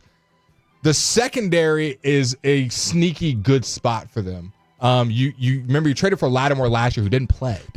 No. So you got Lattimore at your first corner. So he's healthy. You're moving Tyquee. He's moving from corner to safety. Over there, and then at your other corner positions, you've got Saren Still from Michigan, and then they just drafted. Who had a great playoff run last year. And then you got Trey Amos, who they drafted out of Ole Miss, who everyone was saying is a first round guy. They got him in the 2nd. So I think there's a spot where Amos and Lattimore are your outside corners, and you can move Saren Still. Back into the nickel because that's what he is. That's what he was at Michigan. He had to play some outside corner for them last year. I think they're going to have a sneaky good secondary, so I think the Commanders are going to be really good. And the 2 spot, and then the 1, Philadelphia Eagles. I think we all know how dominant that team goes without saying. Lost a lot of defensive players, though. We'll get to a preview at some point. All right, we're going to get to the NFC North here. We'll save that best for last. NFC South, I got Tampa Bay. I got Tampa Bay. I just think top to bottom, Todd Bowles, good, solid defensive team. You already know what you're going to get, and of course the offensive coordinator, Dadgum. I looked up his name here just a little bit ago, but again, he's been with the program. He's also before that. Oh God dang it! I looked at what his information was. Anyway, you got Ibuka, who I know you're high on. That's my sleeper of the year. That is going to be the guy. You've got a great running game, so. you still got Winfield in the safety spot. You still got a lot of good players on that defense. So I like Tampa Bay. I don't trust Raheem Morris. There's something about Raheem. I like Raheem Morris. I've been following him since he was a head coach at K-State, but there's just something about him I don't trust. The way they kind of fell off last year at the end of the season, I think that's going to happen again this year, but I wouldn't be surprised if they make a late run. But I like Tampa Bay. I like Atlanta 2. Give me Carolina 3, and then I think it's I'm not saying anything crazy when the Saints will be fighting for the number 1 pick. In the number 4 spot, I got the Saints, who I think will be one of the worst teams in the NFL. That would be them and the Colts fighting for the number 1 overall pick. I think there is nothing redeeming about that team outside of Alvin Kamara and Chris Olave if you got them on your fantasy teams. Which I don't think is that Which smart. I do. Other than those 2 guys, I don't know if anybody on any sports talk show will be talking about anything Saints related. In the 4th spot, I got the Carolina Panthers, who I think could make a case to finish second in the division. I would not be surprised if Bryce Young and Dave Canales getting the ball to Ted McMillan, Xavier Legette, if this team takes a jump and Bryce Young looks like the number 1 overall pick we thought he was going to be coming out of college. So I got the Panthers in 3. Would not be surprised if they're number 2. At Falcons at the number 2 spot, hey, man, the offense has finally come together. You got a pretty well-rounded offense. You got Bijan being one of the best backs in football. You got Drake London being one of the bigger targets in football. Michael Penix, a full season of him. I want to say he had like 30 targets in the last 3 games of Penix. Like, Penix was feeding him the rock. So if you drafted Drake London in fantasy, like your boy, you're feeling very good going into the season. And then the number 1 spot, the Tampa Bay Buccaneers, for the 4th straight year, will win the division. Baker Mayfield's a top 10 quarterback. That's what it was. And just wait till we get to the playoff predictions. This won't be the last time you hear Tampa Bay's name. Tampa Bay, real quick, because I wanted to follow up this thought. Josh Grizzard is the offensive coordinator. Been in the building. He's been in the building, well, for the last 2 years, so nothing crazy. But before that, he was with our boy McDaniel in Miami. So I like those offensive, Not going to change that much up. I don't know. No, hey, you guys absolutely dominated last year. I'm just going to. And offensively, Baker Mayfield is at this stage of his career where you don't need to tinker a lot with him, right? I mean, just kind of, I'm sure the verbiage will be a little bit different, but I mean, Baker's balling. All Baker does is get OCs promoted to head coach. Boy, he sure does. And he's finally found a sweet spot, which is good for him. All right, last but certainly not least, the NFC North. Probably this and AFC West are probably your biggest. Although you could say the NFC. Although I would throw the NFC West in there after you and I chit-chatted about it just a little bit ago. But look, let's just let's not belabor the point. Give me the Green Bay Packers to win the division. To win the division, you got everything you need over there. Okay, like it's and I know we talked to Jared Sandler and I asked Kenny him, Clark. We got no Kenny Clark, so that is, you are missing him, but you do get a Micah Parsons in the deal. So do you get his back shots? I mean, he's going to be fine. Anybody thinking he's, like we joked around yesterday during Crosstalk, he looked just fine hitting that sled. Okay, a little bit of gamesmanship. The gamesmanship and Mulligetta. Look, he can spin it with the best of them. I'm not buying any. And we know that Schefter's going to carry water for the agents in the league and everybody else. So, L4, L5. Look, you're not a back doctor. They didn't know what that meant when it said L4. That's the whole point. And that's the whole point. And see, that's what these guys do. By putting it through Schefter, it's to help legitimize what's going on.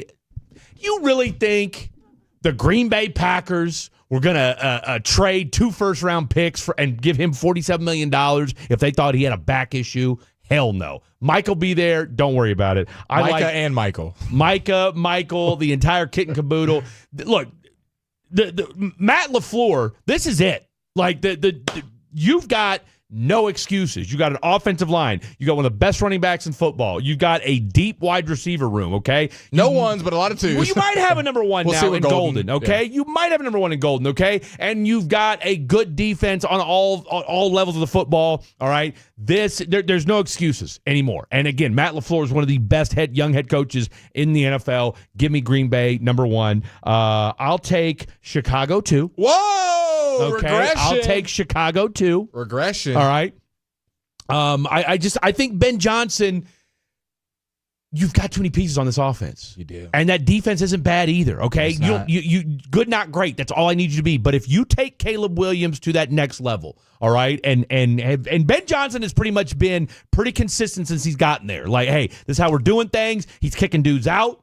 All right, you got Rome Odunze, you got DJ Moore, what am I trying to say? What the hell am I trying to say? You improve the offensive line.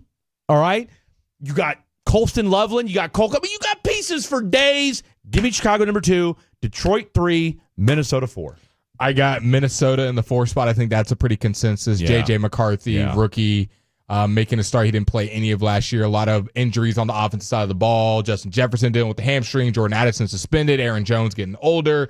Defense will probably have to do a lot of the heavy lifting for the Vikings. At the number 3 spot, I got the Chicago Bears. Yeah. I think the Bears are going to be vastly improved. And like Fred just put a second ago, I think their offense has so many weapons. At the 2 spot, I got the Green Bay Packers. Balanced team. Don't know if they're great at anything. Balanced team, really fun team. But I think the Lions, even with losing their coordinators, are still the best team in this division. They're going to have an easier line of games as far as rest goes. They're one of the. I think they got a tough schedule though. Warren Sharp put out. Warren Sharp. What did I say wrong? No, that's it. Yeah, Warren Sharp put out a thing where teams that'll have rest in comparison to who they're playing.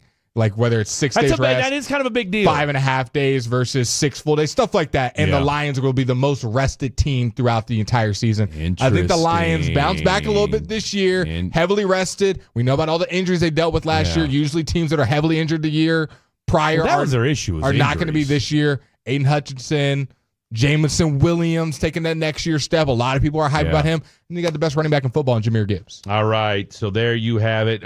Who do we have playoff-wise? Let's discuss that next. Don't go anywhere. You guys have been fired up. Love to see it. 877-881-1053. What say you? More to get to. Playoff and Super Bowl predictions coming up next. Coming up in the next GBAG Nation short show, 2 to 4, then Cowboys pregame show here on your home of the Cowboys, 105.3 The Fan. We're live at Specs, where elite snack strategies are unfolding. This shopper just dove headfirst into the cheese section, barreling through the brie like he's got something to prove. Now he's eyeing that top shelf tequila. Does he have it? He does! Unbelievable!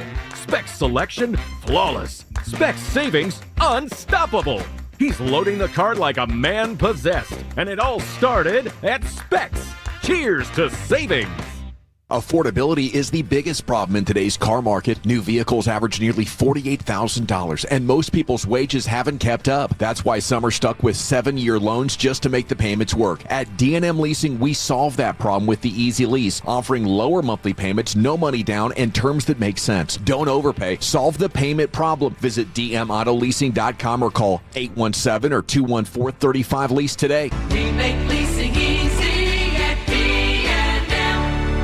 North Texas, it's time for action. Your community needs your help now more than ever, and North Texas Giving Day is the easy way to do it. With over 3,000 verified nonprofits, every dollar you put in goes all out. Give through North Texas Giving Day.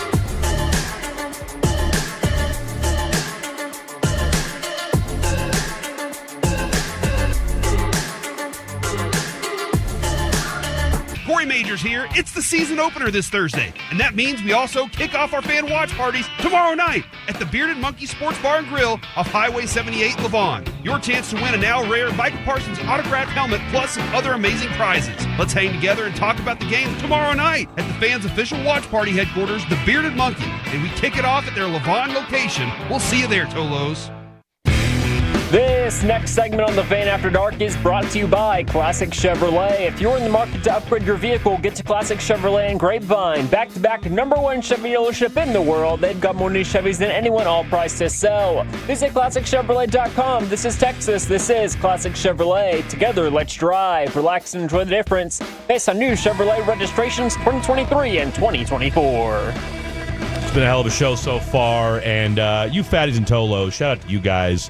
We said, hey, where are you texting at? And again, you guys fired things off. So as a couple of you alluded to, no, we were just that locked in as our girl Lady M chimed in. So shout out to you guys. We'll read some more of your text messages here in the 10 o'clock hour. My favorite text was, you guys haven't started talking about haikus yet. That's when I'll text. Oh, wow. Someone said, I'm waiting for the haikus to text in. Yeah, somebody else texted in earlier in the show before, I guess it was while we were doing Crosstalk. And they said, you're doing haikus today. Why? Because it's Wednesday. Hey, it's hump day. And we might have a whole new batch of listeners.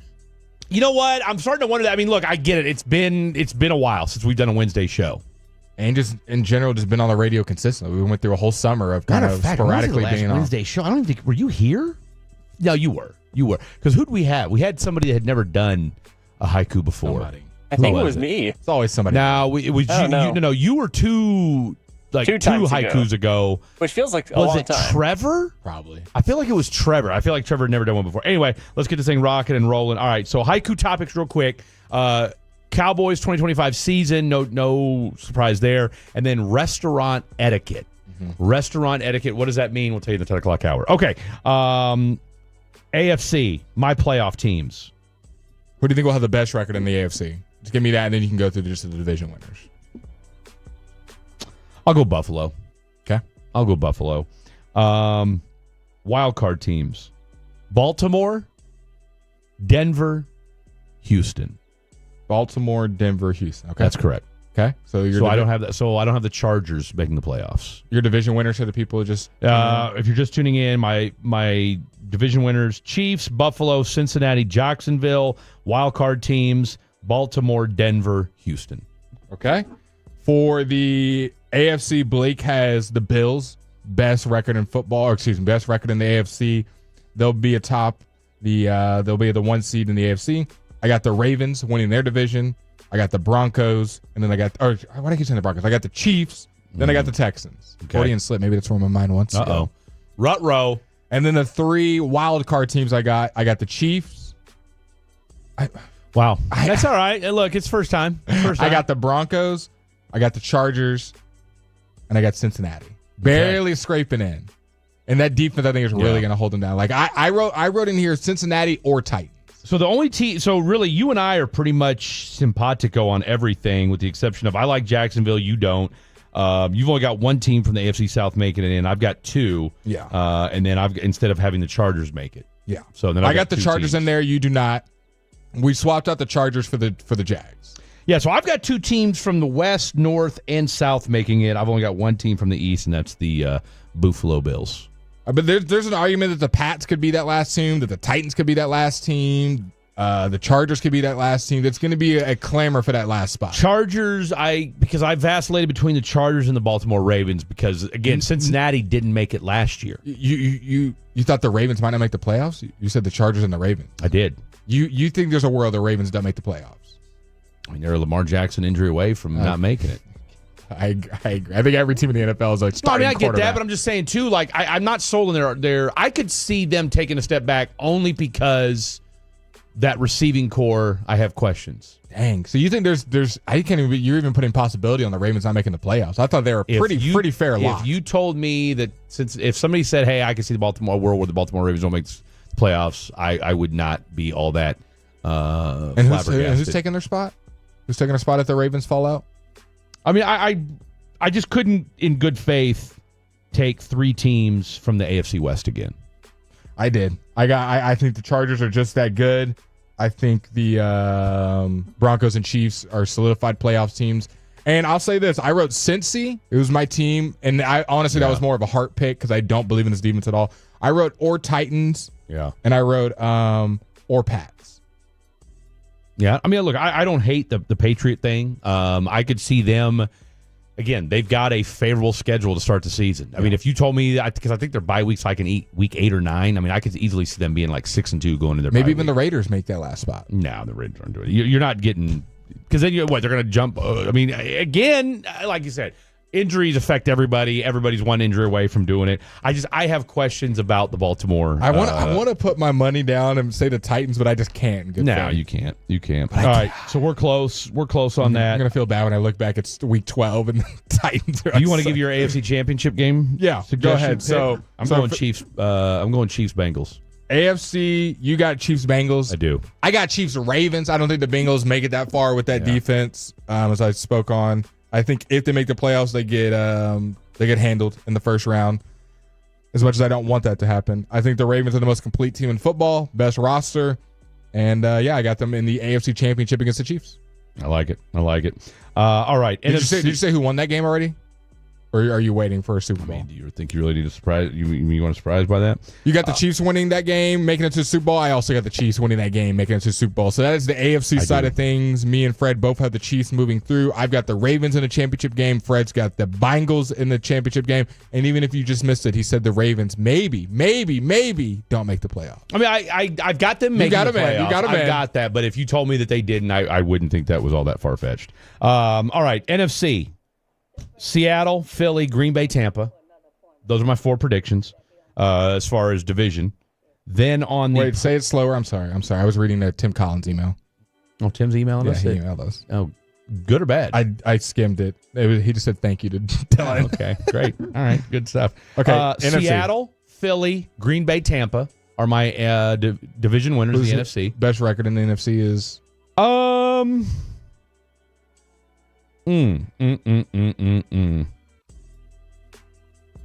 I mean, I kind of want to lean and say Tampa Bay. Don't steal my pick. No, I kind of want to say Tampa Bay because here's the thing. Don't steal my pick. No, I'm going to say Tampa Bay. I'm going to say I could see Tampa Bay being like 12-5. Dang it, man! This guy stole my pick. I could see Tampa Bay being 12-5 because I could see Green Bay being 11-6 because, like I said, NFC North. I mean, we've already said this. You've got the East, the West, and the North are going to be top to bottom. I mean, even the Giants are not going to be an easy out this year, right? Like, I don't see a world where you're going to have a 15-2 team this year. No, I really don't. No. I think you're going to have a lot of parity in this year's NFL. I think the NFL is going to all you're going to hear about from our boy Roger Goodell is how balanced outside. I mean, look, the Saints are terrible. Mm-hmm. All right, like that, and I'm going to need to dump Olave, but. NFC West, if you told me Arizona somehow shocked the world and won the NFC West, would we really be that surprised? No. If Kyler Murray finally broke through, shout out to Louisville, of course not. So anyway, Seattle, Philly, Green Bay, Tampa Bay, and for the sake of this conversation, I'll go ahead and say Tampa Bay's number 1. That being said, my 3 playoff teams, wild card spots are Dallas, the Rams, and Chicago. All right, yeah, that's right. I got Detroit not making the playoffs. Wow, this guy said Cowboys better record than the Detroit Lions this season. That's exactly right. You heard me. You heard me. You know what? One team has shoddy, one team doesn't. And then my NFC Championship, Green Bay, and the Rams. Okay, and who wins that game? Green Bay. Green Bay to the Super Bowl. First year of Michael Parsons. Green Bay going to the Super Bowl. Okay, so now here's the one you actually want to listen up to because this is what's actually going to happen. Tampa Bay will have the best record in the NFC. Been saying this. Baker Mayfield, Antoine Winfield. Yeah. They're nasty over there. No, I like Vita Tampa. Vea is still over there. And then the offense, if you said build me a perfect balanced offense, the Tampa Bay offense would come out. Bucky Irving, top 8 in rushing and pass catching grade. Baker Mayfield. Who's their tight end, though? Cade Otton. Okay. We like Cade. Good, not great. Good, not great. What you need for that offense, absolutely. Wide receiver room, okay. I want to Baker Mayfield. Chris Godwin will be hurt by week 6. Baker Mayfield in passes under 10 yards. Second most accurate quarterback, only behind Joe Burrow. Yeah. Also threw 20 touchdowns under 10 yards. Baker Mayfield's tell me I'm a Baker guy. So to all the haters out there to listen. Yeah. Baker Mayfield I'm a Baker guy, is going to kill it this year. So you got Mike Evans for the deep threat. Boom. Boom. The last 2 years. Boom. Stretch it down the field. So now we're scooting back. All the stuff underneath is open. Abuka, Godwin, McMillan, Finn to eat. And don't forget about our boy Bucky in the passing game either. Our boy Mike Evans. Mike Evans, come on. So I got them best record in there. Yeah. At the 2 spot, I got the Eagles. In the 3 spot, I got the Lions. In the 4 spot, I got the Rams. The other 3 teams to make the playoffs, I believe, will be the Packers in the wild card. I believe the Commanders. I talked about how the defense can be a lot better than people expect, and I do not think Jaden Daniels will have a sophomore slump. And then my final team getting in the playoffs in the NFC, it was between the Falcons, the 49ers, but I couldn't pick those 2 teams. I had to go out. Shout out to my boy Bob. He told me to make this pick. Ben Johnson, the Chicago Bears make the playoffs, and Ben Johnson and Caleb Williams make themselves a little bit of a run. But in NFC Championship game, I have not the Chiefs, the Eagles. Yeah. Who are they playing, Fred? The Tampa Bay Buccaneers, and I got the Tampa Bay Buccaneers winning, going to the Super Bowl. Wow. Tampa versus the Chiefs in the Super Bowl. Baker Mayfield.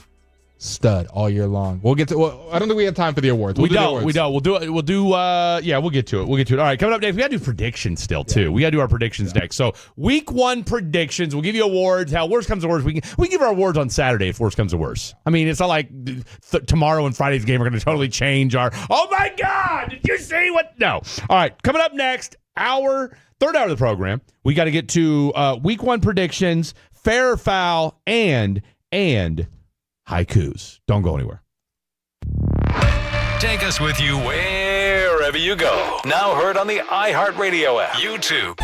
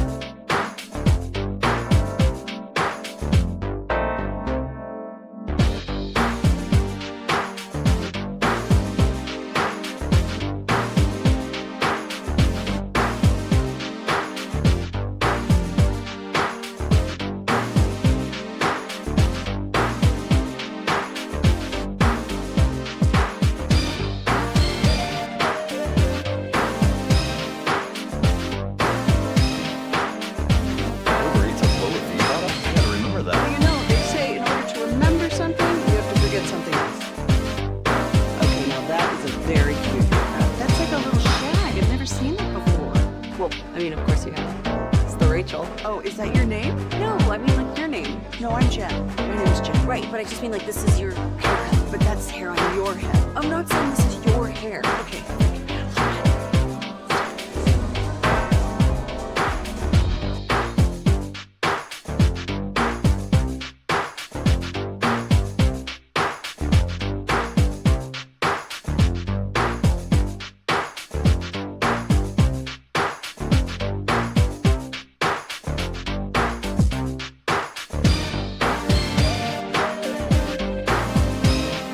On and leave it on. Your home of the Rangers. 105.3 The Fan. KRLD-FM and HD1, Dallas, Fort Worth, and Odyssey Sports Station.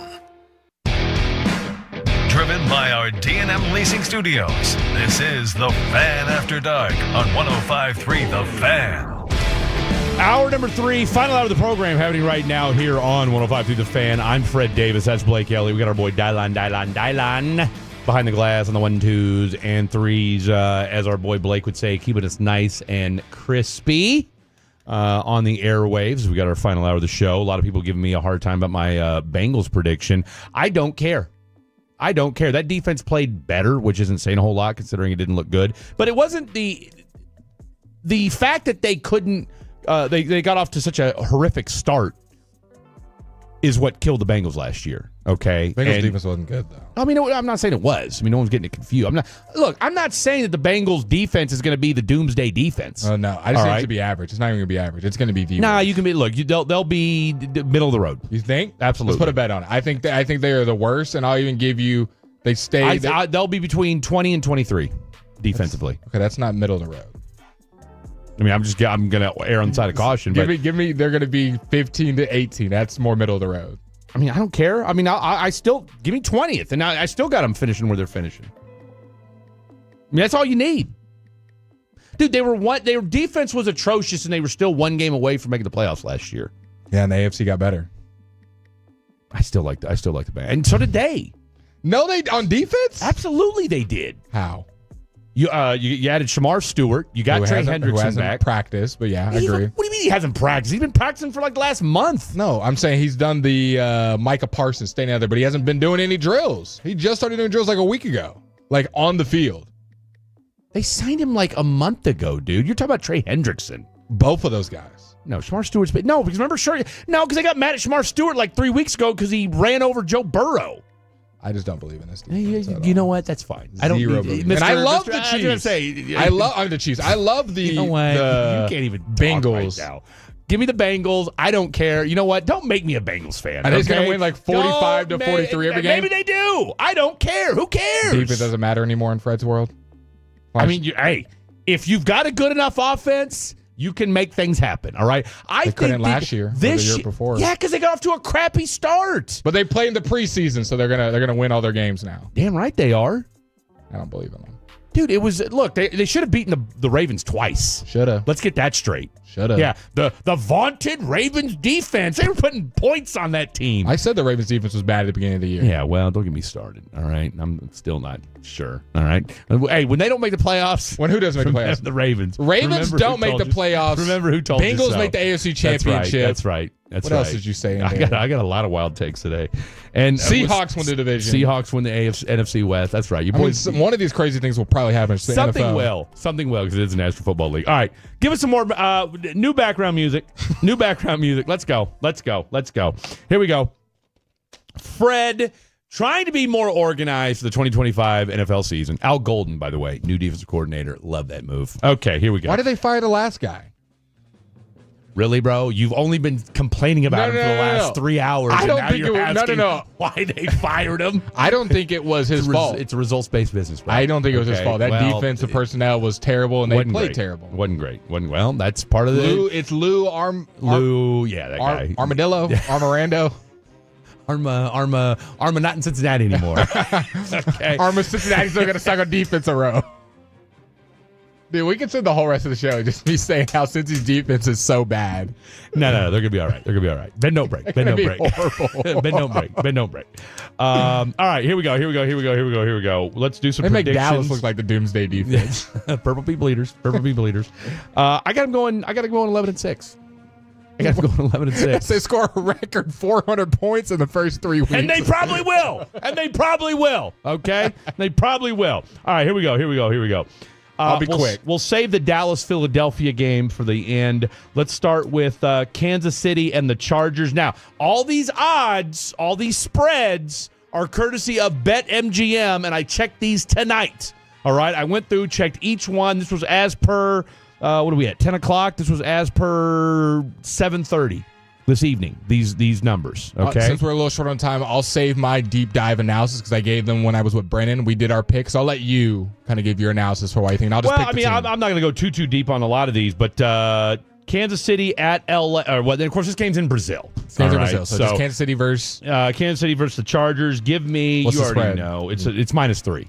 Minus so it's a push. Minus 3 in favor of Kansas City. Kansas City's a 3-point favorite. All right. So give me my Kansas City Chiefs. I've got them winning this game probably 27-21. I think the Chiefs cover. I do too. All right.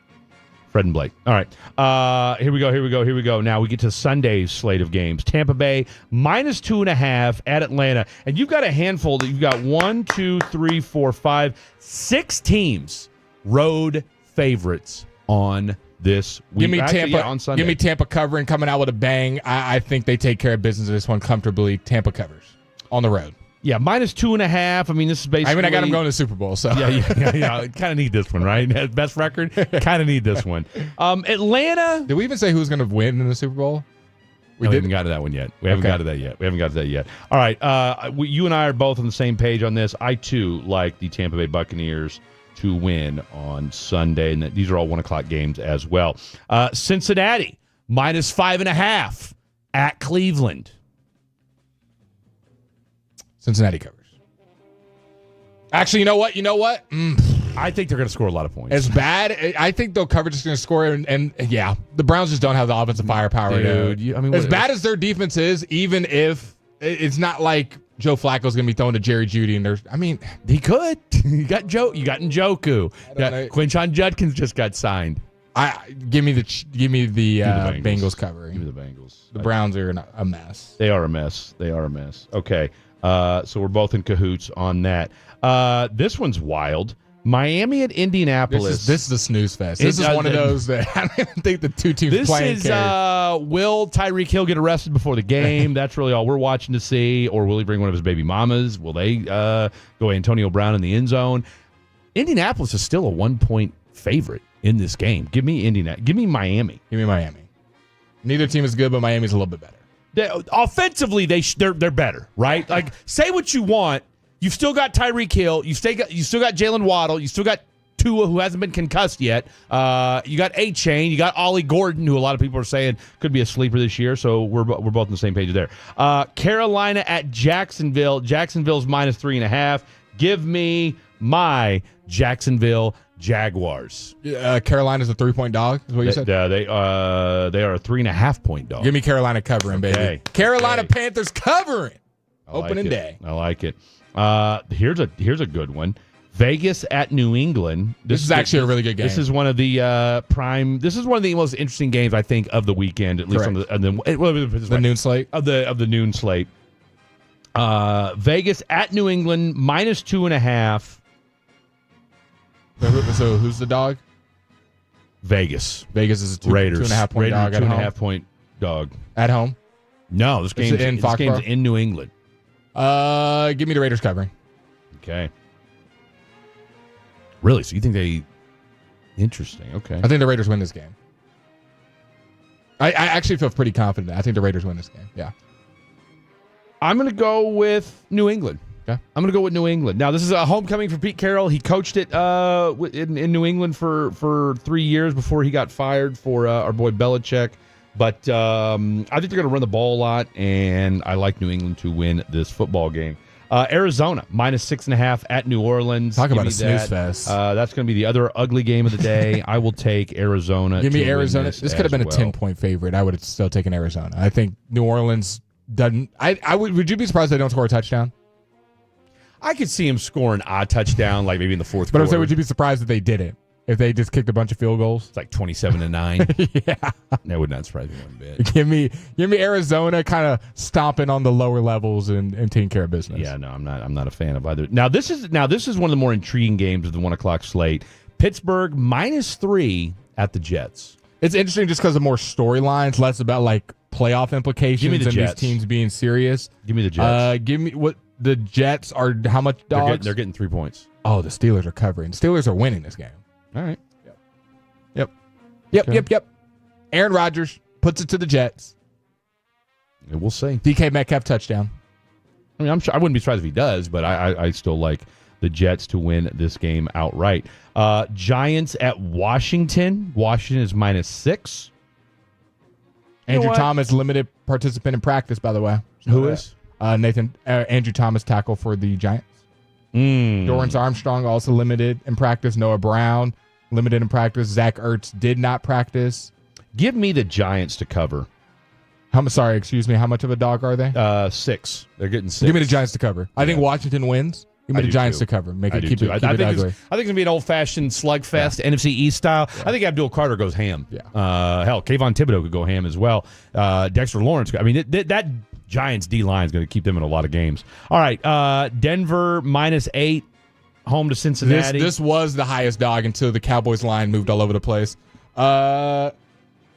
Give me Denver. Give me Denver covering this line. Give me Denver. Look, they're at home. Defense. I mean, Cam Ward's going to throw a pick. I took it on underdog. I can see Cam throwing 2 picks. Yeah, he's playing against maybe the best secondary in football. No, at least one of my favorites. Jade Barron and PS2 out there. No, it's good. It could be a long day. It could get spooky. It could be a long day for our boy. Look, we like Cam Ward, just not on. L'Jarius Sneed was a limited participant in practice as well. Shocking.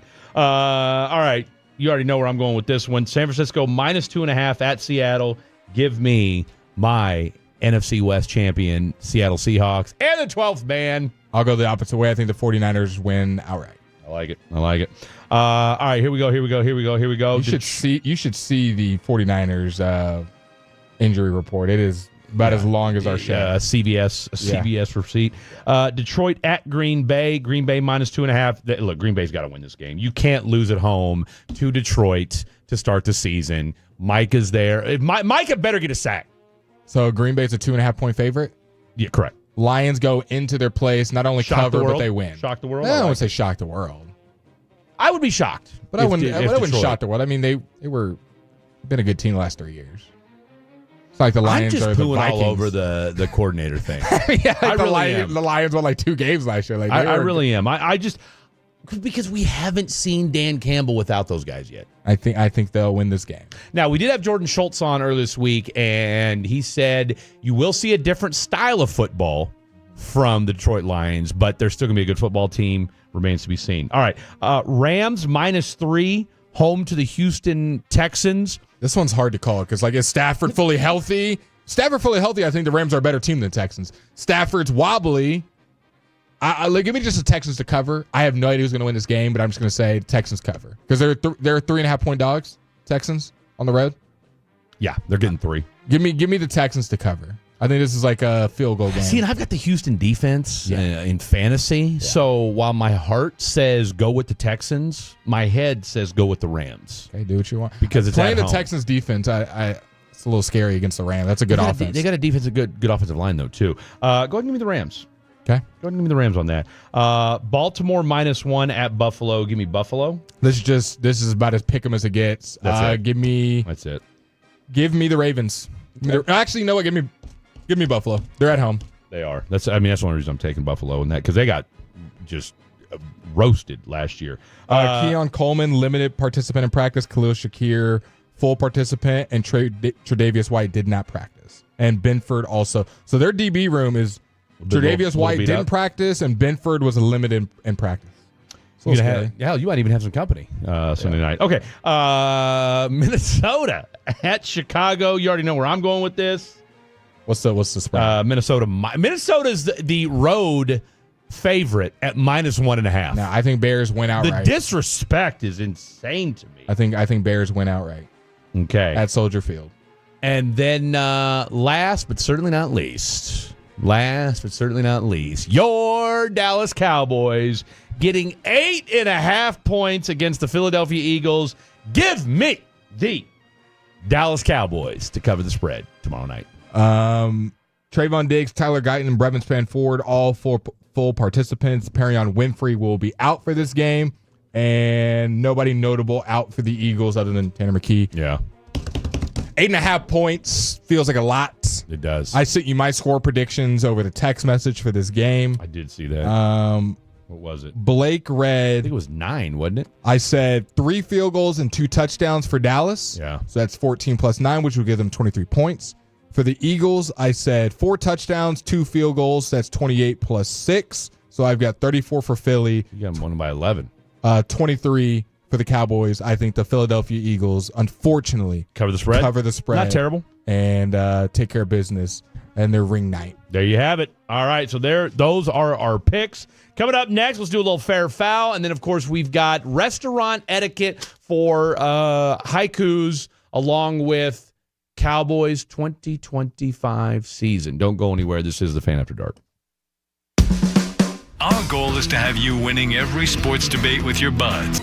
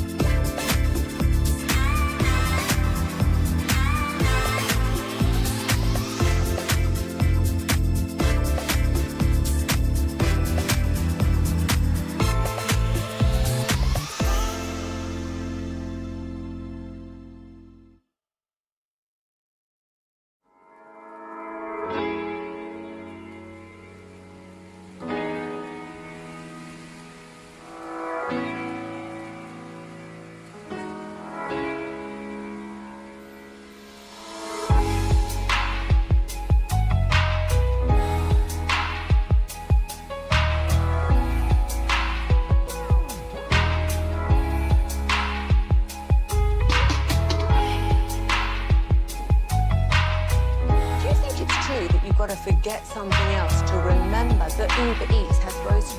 No, that's absurd. Hey, remember when you used to be what was it? Pepper Lady. Pepper Lady? Wasn't it cinnamon? Cheers to savings! This next segment on the Fan After Dark is brought to you by the Frankels. If you've been injured in a car or truck wreck, call Frankel first, 214-817-333-3333. With Frankel and Frankel, there's never an out-of-pocket cost. They only get paid when you win. Frankel and Frankel, the go-to car and truck wreck attorneys in Dallas. You got my music ready? Here we go. And this weekend, I've got all the elements necessary for the fair foul intro. In fact, I've actually got another little song I'm going to add to. I say song, little blurb, if you will. Unfortunately, the Astros won today. Rangers lose, so they drop a spot in the divisional race, but they remain, a game and a half out? In the you're my resident Rangers guru. Still a game and a half out in the wild card? Yeah. Because the Mariners lost tonight. Mariners lost as well too. Okay, so tough spot. You needed to win today. Blake and I have been saying for the last month and a half, 2 months, 2 steps forward, 2 steps back. I thought this might be the seminal moment the other day, and then you go out and you lose 2 out of 3. That's okay. Seminal. That's okay. I mean, does it really matter? Someone said, weren't y'all short on time? I'm so lost. Short on time for what? I don't know. We're here till 11, dog. Okay. We're here till 11. All right. You know what that music means, ladies and gentlemen. It means I'm about to read a story and... Can I give a side adjacent story? Yeah, of course you can. Red Zone. NFL Red Zone going to have commercials. I saw.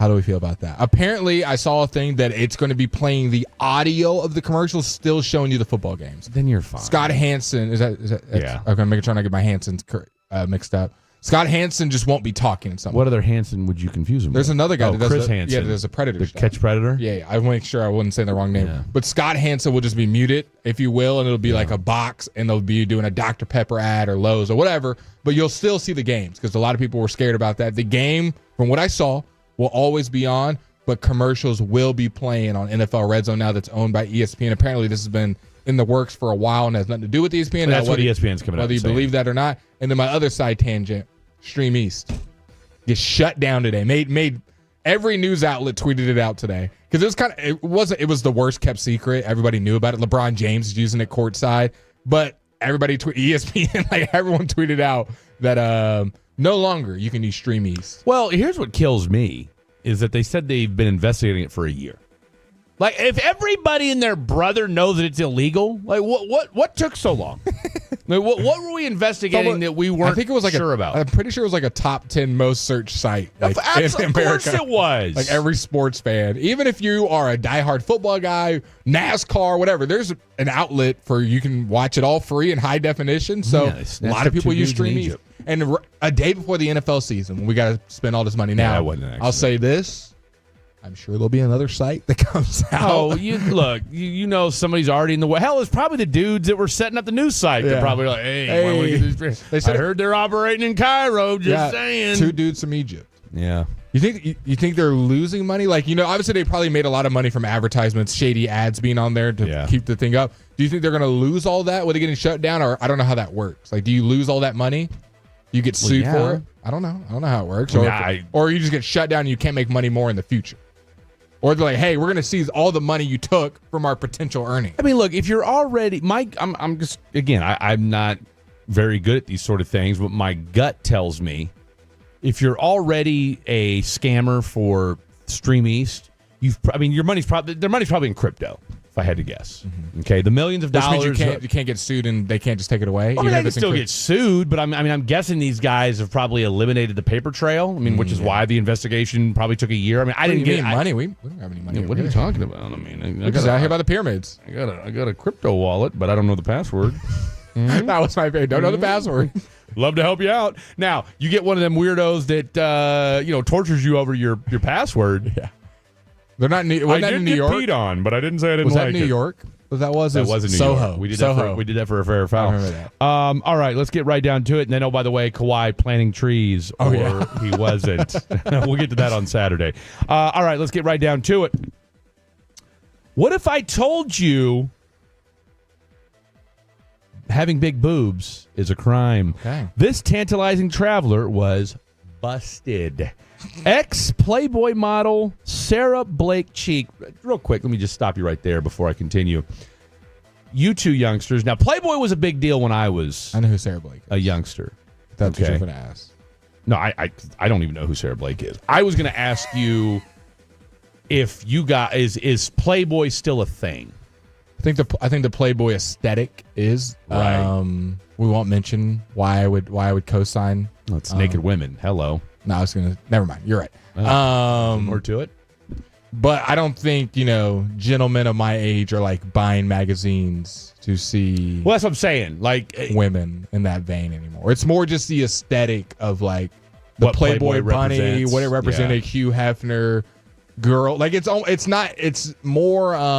It's not as taboo to like anything where it's like, oh my God, you did Playboy or you modeled for them. Like I think if a girl was like, oh, I modeled for Playboy, it'd be like, okay, well they do OnlyFans and Instagram bikini shoots, so it's no different. It's I think it's more of, like I said, it's kind of an aesthetic more than it's retro more than people like buying the magazines to get like it was a thing when I was growing up. Yeah.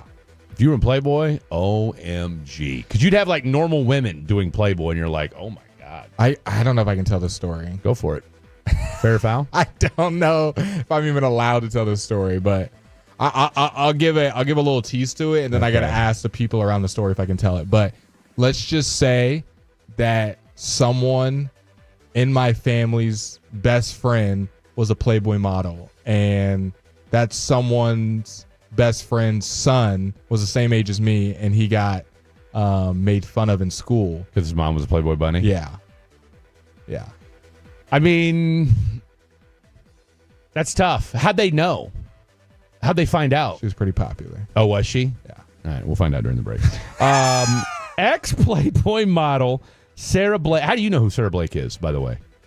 You don't want to know. Oh, okay. Is she in the pornographic realm? Okay. Ex-Playboy model.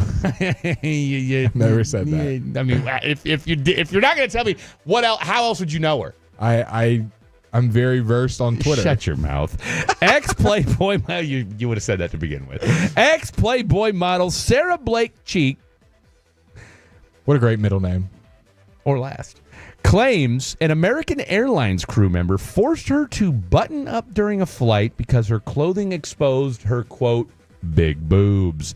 That's the word they use, really? We couldn't use a more scientific term? Can I finish? The in-flight fashion policing, which she detailed in a series of viral X posts, reportedly occurred Sunday night while the 34-year-old bombshell was flying to Atlanta. Do we only call bombshell girls with larger breasts?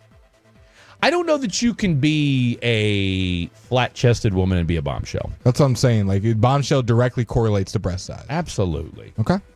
I mean, 877-881-1053. If you're flat-chested and have been called a bombshell, let us know. American Air act like Fred didn't say that. Told me who knows? Told me I needed to button up my shirt prior to boarding my flight, Cheek lamented in one of the posts.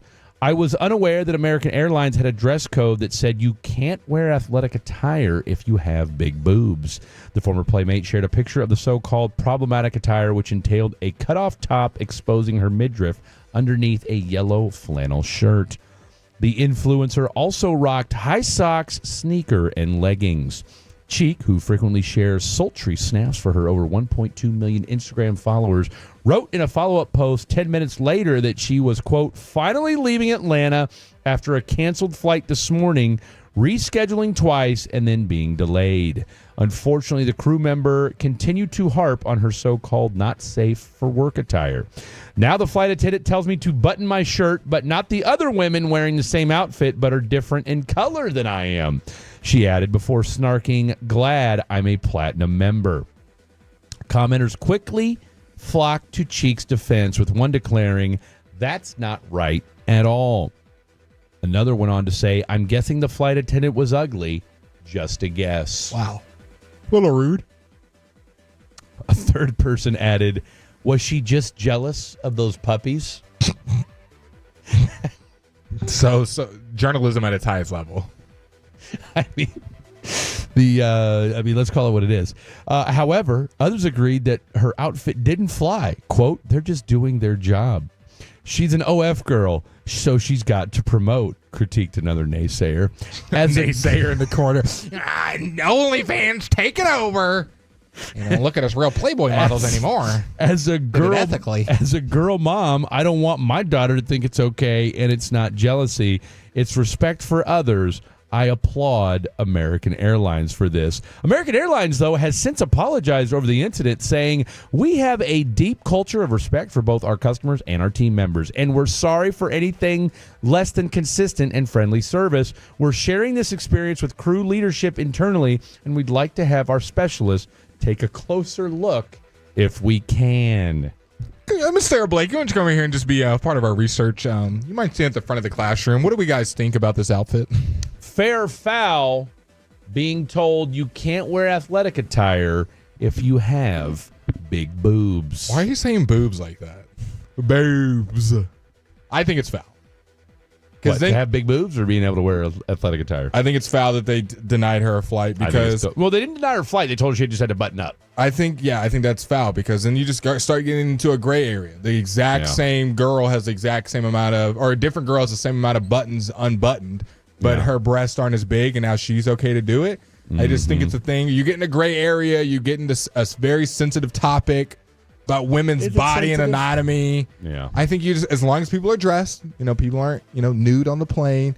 That's on the family I'm guessing members. You wouldn't be let on the plane. I agree. If you That's were not walking on nude. That's I feel like you wouldn't be let in the airport. Yeah, if you got clothes on and you want to look ratchet and have some things hanging out, that's on you. A lot of people just mind their own business at an airport, anyways. They really do. So if you're that worried about some woman's chest, then go up to her and talk to her. Should you? I don't think you should. That's what I'm saying. If you have that much of a problem, go up to her and talk to her. And when she says no, then you've got your answers. You're not harming anybody. Business. Hey, you're making my daughter have a bad influence. Don't bring your daughter to the airport then. Or that's a conversation you need to have with her. That's do you think walking up to the airport, this mother couldn't have seen anybody walking down the street, picking up somebody at the terminal that also has on a shirt that's undread? Apparently she didn't. So that's why I think those are dumb arguments. Well, my daughter shouldn't be influenced that way. Is this your first time your daughter's left the house? She doesn't know what breasts are? Hasn't been on social medias? And so now it's different if this person is harassing people, whether it's a guy or a girl. If they're harassing, it's a whole different situation. But if people can wear what they want to wear as long as it's, I'm sure the airport has, basic guidelines of stuff you can wear. But if someone just has larger anatomy and wears looser clothes, that's a gray area you don't want to get into. So shout out to American Airlines everybody's wearing midriffs anyway these days. Like, it's the thing. So if a guy has on a crop top and is showing a little bit of his abs or whatever, can a girl go and complain because it makes her uncomfortable? Interesting point. Would you wear? I would. I probably wouldn't, but I wouldn't be opposed to y'all know me. I do know you. I think when I say the GBAG boys and you, when they say crop top, they're thinking Ezekiel Elliott, like it's like right below. That's like exactly what we're thinking. Crop top is all of mine are like going past. They're right at my waist. That's it. You're not seeing that. Fair foul, Dylon. I haven't seen the picture, but just imagine a lady with big boobs and a midriff and a flannel shirt on. If it's not showing anything, then I think it is. No, it's showing a lot. Actually. Yeah. I would still probably go foul. There we go, Dan. Yeah. Made me proud. People dress like that nowadays. Yeah. And it kind of is what it is. How does it make you feel?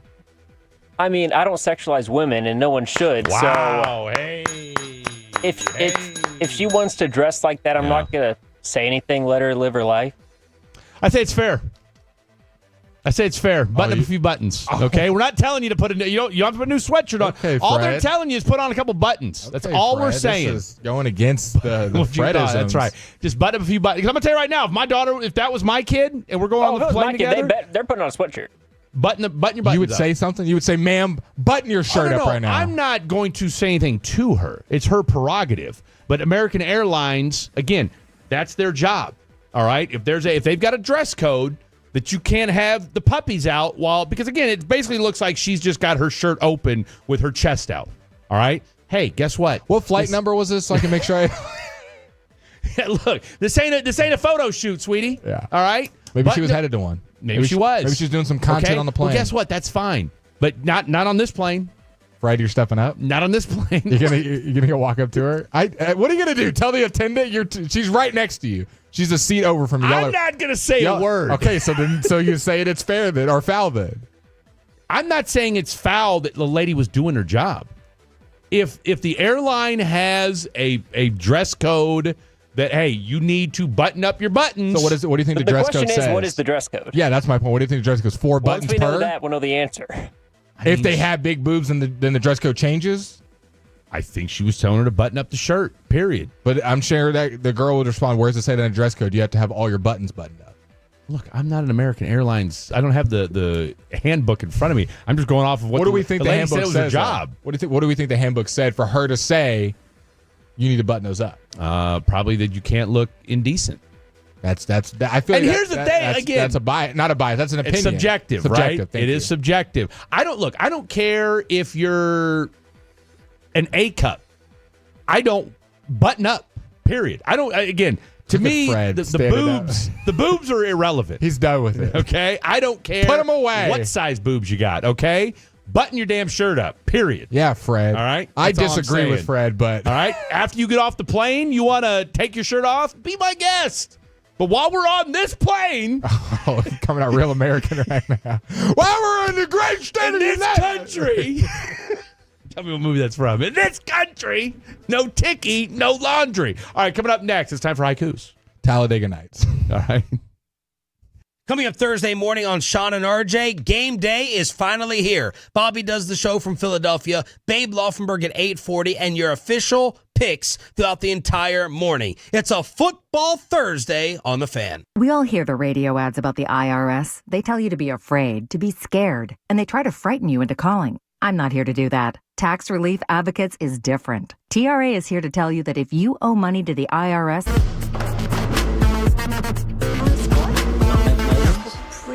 No. I just said that. Is it Spice Girls? Doesn't sound right. Was it Saffron 12?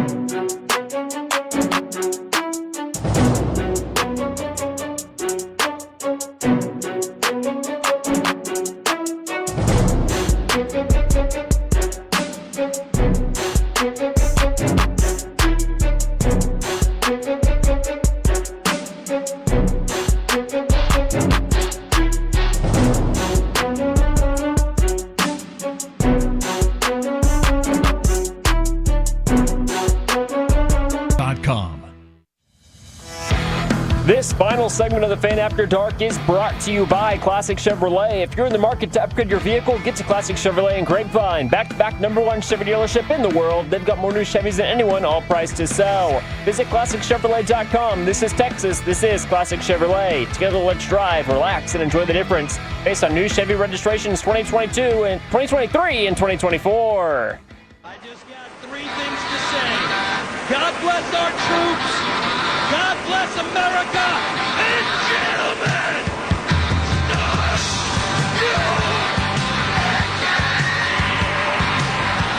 no better way to come back into a Haiku Wednesday with Fred and Blake on the Fan After Dark. Final segment of the program. This is the last time you will hear Fred and Blake's voice before the Dallas Cowboys take flight in Philadelphia and take on the hated, filthy Philadelphia Eagles. Where are you watching the game at tomorrow? It's one of my friends' birthdays. Okay. So I'm going to go over their house and celebrate their birthday and watch the game. Nice. So it'll be like 15 of us over there. It's my fantasy football league, if you will. Okay. Yeah, no, it's time to lock in. It's time to lock in, man. It's time to lock in. No, it's I'm excited. I got a couple things I got to do tomorrow. So like I said, go see my boy Dan the Transmission Man, drop off the whip.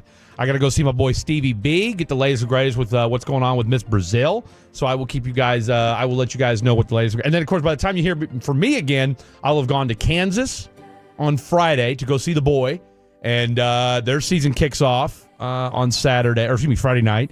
Chiefs. And then, of course, we'll be back here. And then, of course, we've got a Texas Tailgaters game to go to on Saturday night. So much courtesy of our boy. It's going to be a fun fall. Dylon. It is about to be on and popping. Oh, I can't wait. Would you agree fall's the best season of the year? 100%. It's my one spot.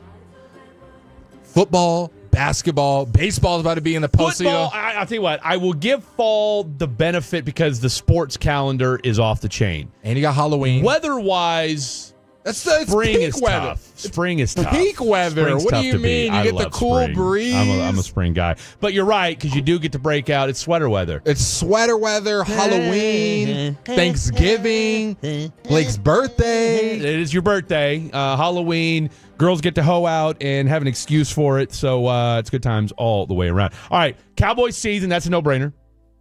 And then restaurant etiquette, just real quick, 30 seconds or less, explain what the hell this means. So I had headphones on at Standard Pour, was enjoying my meal, and a bunch of people were trying to talk to me with my headphones in. Now, I'm being kind of tongue-in-cheek. I didn't care that they were talking to me, but it just goes to stand. If you have headphones in, should you talk to someone at the bar? I love it. And we're going to find out real quick. All right, let's okay. And to stay fair.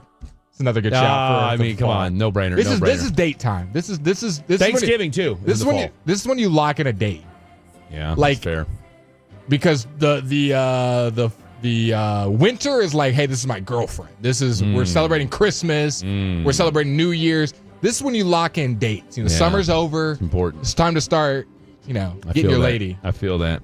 All right, do we want to do restaurant etiquette first or Cowboys? Let's do restaurant etiquette first. All right, I'm here for it. Take us home with Here we Cowboys. go. Restaurant etiquette. Got my bell. I borrowed heavily from Blake's situation today. Headphones on, that's gross. Earwax loner eats the most.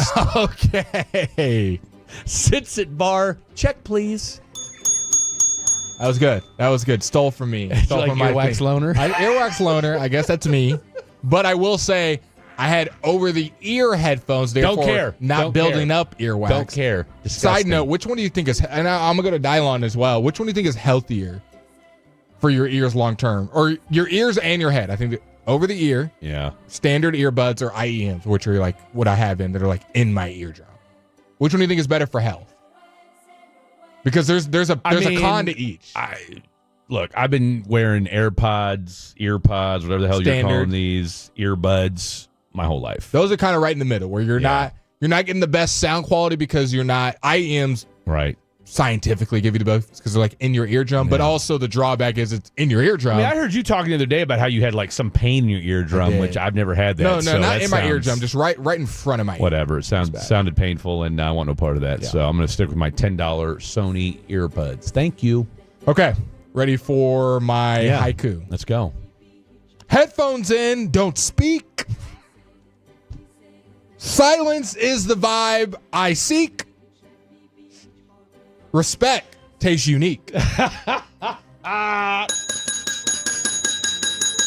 Like that? Solid choice. I love it. Solid. I mean, taste, that's just, I picked up a little restaurant language. I got it. Taste unique. You can't taste unique. I mean, I'm sure a couple people can. All right. Dylan, who had just a phenomenal performance his first time here on Hump Day Haikus. What you got? I like my Cowboy ones better, but we'll get through this one. I'm going to interrupt you, Dylan. We had someone text in that said, I'm not going to text until y'all do haikus. Well, haven't seen him text. I haven't seen him text. Well, and then somebody that I called out earlier because I said, well, he goes, oh, you're doing haikus today? And I said, yes, because it's Wednesday. And then he texted, I was being sarcastic. Yeah, I was being sarcastic. Okay, Dylan, take the stage. Okay, here we go. Tip your waiter well. Don't go at the closing bell. Avoid steak done well. Oh! I mean, can we get this guy the award? You hear that? Did you guys hear that? This guy just knocked it out of the park. Read that one more time. 3 for 3. Read that one more time. Fantastic start. Read that one more time. Okay, here we go. Tip your waiter well. Heard enough. Don't go at the closing bell. Avoid steak done well. Man. I mean, have you heard a better put haiku? I'll tell you what. This guy constantly schools. Right now, I mean, you are the leader in the clubhouse when it comes to the producers. Can we put it on a t-shirt? His whole haiku. That was phenomenal. Well, you being a server, I know you appreciated all those. So that was pretty tremendous by you. All right, I will do the Cowboys. Then we'll go to Dylon, and then we'll have our boy Blake Elliott take us home. Here we go. And this is for, if you remember the Izzy McQuamu interview that I did, this will... What say you? Glad you said that. 10 wins. What say you? Dak is back. George Eberflew. Ooh. Shoddy Press wins 2. My bell's not ringing. I'm ringing it feverishly. Great stuff. All right. Let's go with Mr. Dylon. Okay. Yes. Yeah, here we go. Cowboys to the Super Bowl. Yeah, right. 8-9. I didn't know where he was going at first. What an opening line. Can you read that opening line for us? Yes. Yeah, here we go. That's a drop. That's a drop right there. All right. I love the vocal inflection too. He jumped into them. That is a drop if I've ever heard one. That was phenomenal. Right. Take us home, even though we still got a couple minutes left afterwards. All right, this is after the Micah trade. Balanced team takes flight. No Parsons, still strength and might. Yet, no crown in sight. They're here. They look better. But will they get the crown? Not in sight. I don't think anybody's predicting them to win a Super Bowl this year. I think we can all be realistic about that. I mean, look, I'm getting roasted for saying they're going to win 10 games and go to the playoffs. Yeah. And I stand on that. Cowboys make the playoffs. Lions and Ravens don't. No, I've got the Ravens making the playoffs. I do. I think it's funnier if I say you said they did. No, I said that they would. I did tinker with the idea of keeping them out. In fact, did you even write? You wrote yours down, right? Oh, I wrote everything. Dude, look at this. Look at this. You're going to lose that paper. I look like I might be on the spectrum if you look at this page. You're going to lose that paper. No, I won't. What do you mean am I going to lose? I mean, look, I got pages from like weeks ago in here. What are you talking about? I will lose a paper. You're going to be able to find it quickly. I mean, I date everything. What's the date today? The 3rd? Did you pay rent today? Yeah. Okay. I have mine on auto. Oh, you do? Yeah. I don't do any auto pay. I don't like getting hit with fees, so. I just remember to pay it on time. Or you just do auto. Nah, I don't do it. Someone handles it for you. Bots. No, because AI, the machines. Machine learning. I have ChatGPT to I figured out a way to cut my Hello, half. Blake. We have deducted the money from your bank account. We found a way to pull money from a different account. And we decided to go ahead and take some more, too, while we were at it. We took money from Fred's account. You guys. Yeah, that's what irritates me is when you go to a bank and you want to deposit. Like, can we go and see an ID? Why do you need to see an ID to deposit money in my bank account? Yeah, if someone wants to do that, let them. Let them do it. Let them do it. I am waiting for the day where I can go to my bank and say, somebody says, hey, some guy came and put $1,100 in your bank account. Okay. Did you win the Powerball? That's a great question. Guess what? We'll have to wait and see after the show. What are the Powerball? How much time do we have? Like a minute? Like a minute. I did not win, everyone. So, okay, do we know what the numbers were? Here we go. Can you read the numbers for us? 3, 16, 29, 61, 69, and the Powerball, 22. I know I didn't win. Well, what if Dylan's on us for a diversion? He goes, I didn't win. I didn't win. Show ends. He's jumping up and down. The results are still pending on if someone in the United States out won. of the building. What'd you say the Powerball was? 22. Yeah, no, I'm done. How much was your ticket? I spent $12. Does that give you like better odds, or was it just standard? More. Was it just $12 was the ticket you could buy, or how did it work? You could buy a ticket for $2. That's like it's $2 a pop. Oh, so you bought 6? Yeah. And none of them were 23? My Powerballs. Or 22, whatever? My Powerballs were 8, 7, 24, 25, 15, and 26. Well, you needed 22. And I needed 22. Dang, man. We were billionaires. Yeah, well, we weren't. So guess we'll be at work tomorrow. Guess we'll be back tomorrow. Same bat time, same bat channel. We actually won. All right, you've got them winning 34-23, the Eagles. I'm going to go 31. I'm going to go 31-27. I think it's going to be a lot closer than people think. Who wins? Eagles. Okay. Eagles. All right. Thank you to Keith Morland. Shout out to Mr. Dylon. For Blake, I'm Fred. Good night. God bless. When your friends say, hey, did you hear? You can proudly say, I heard it on the Fan. Keeping you sports informed with some quality laughs along the way. Turn it on and leave it on. 105.3 The Fan, the Odyssey app, iHeartRadio app, and TuneIn app. If you're 55 or older and into that whole saving money thing, T-Mobile has an exclusive phone and internet bundle just for you. Right now, get 2...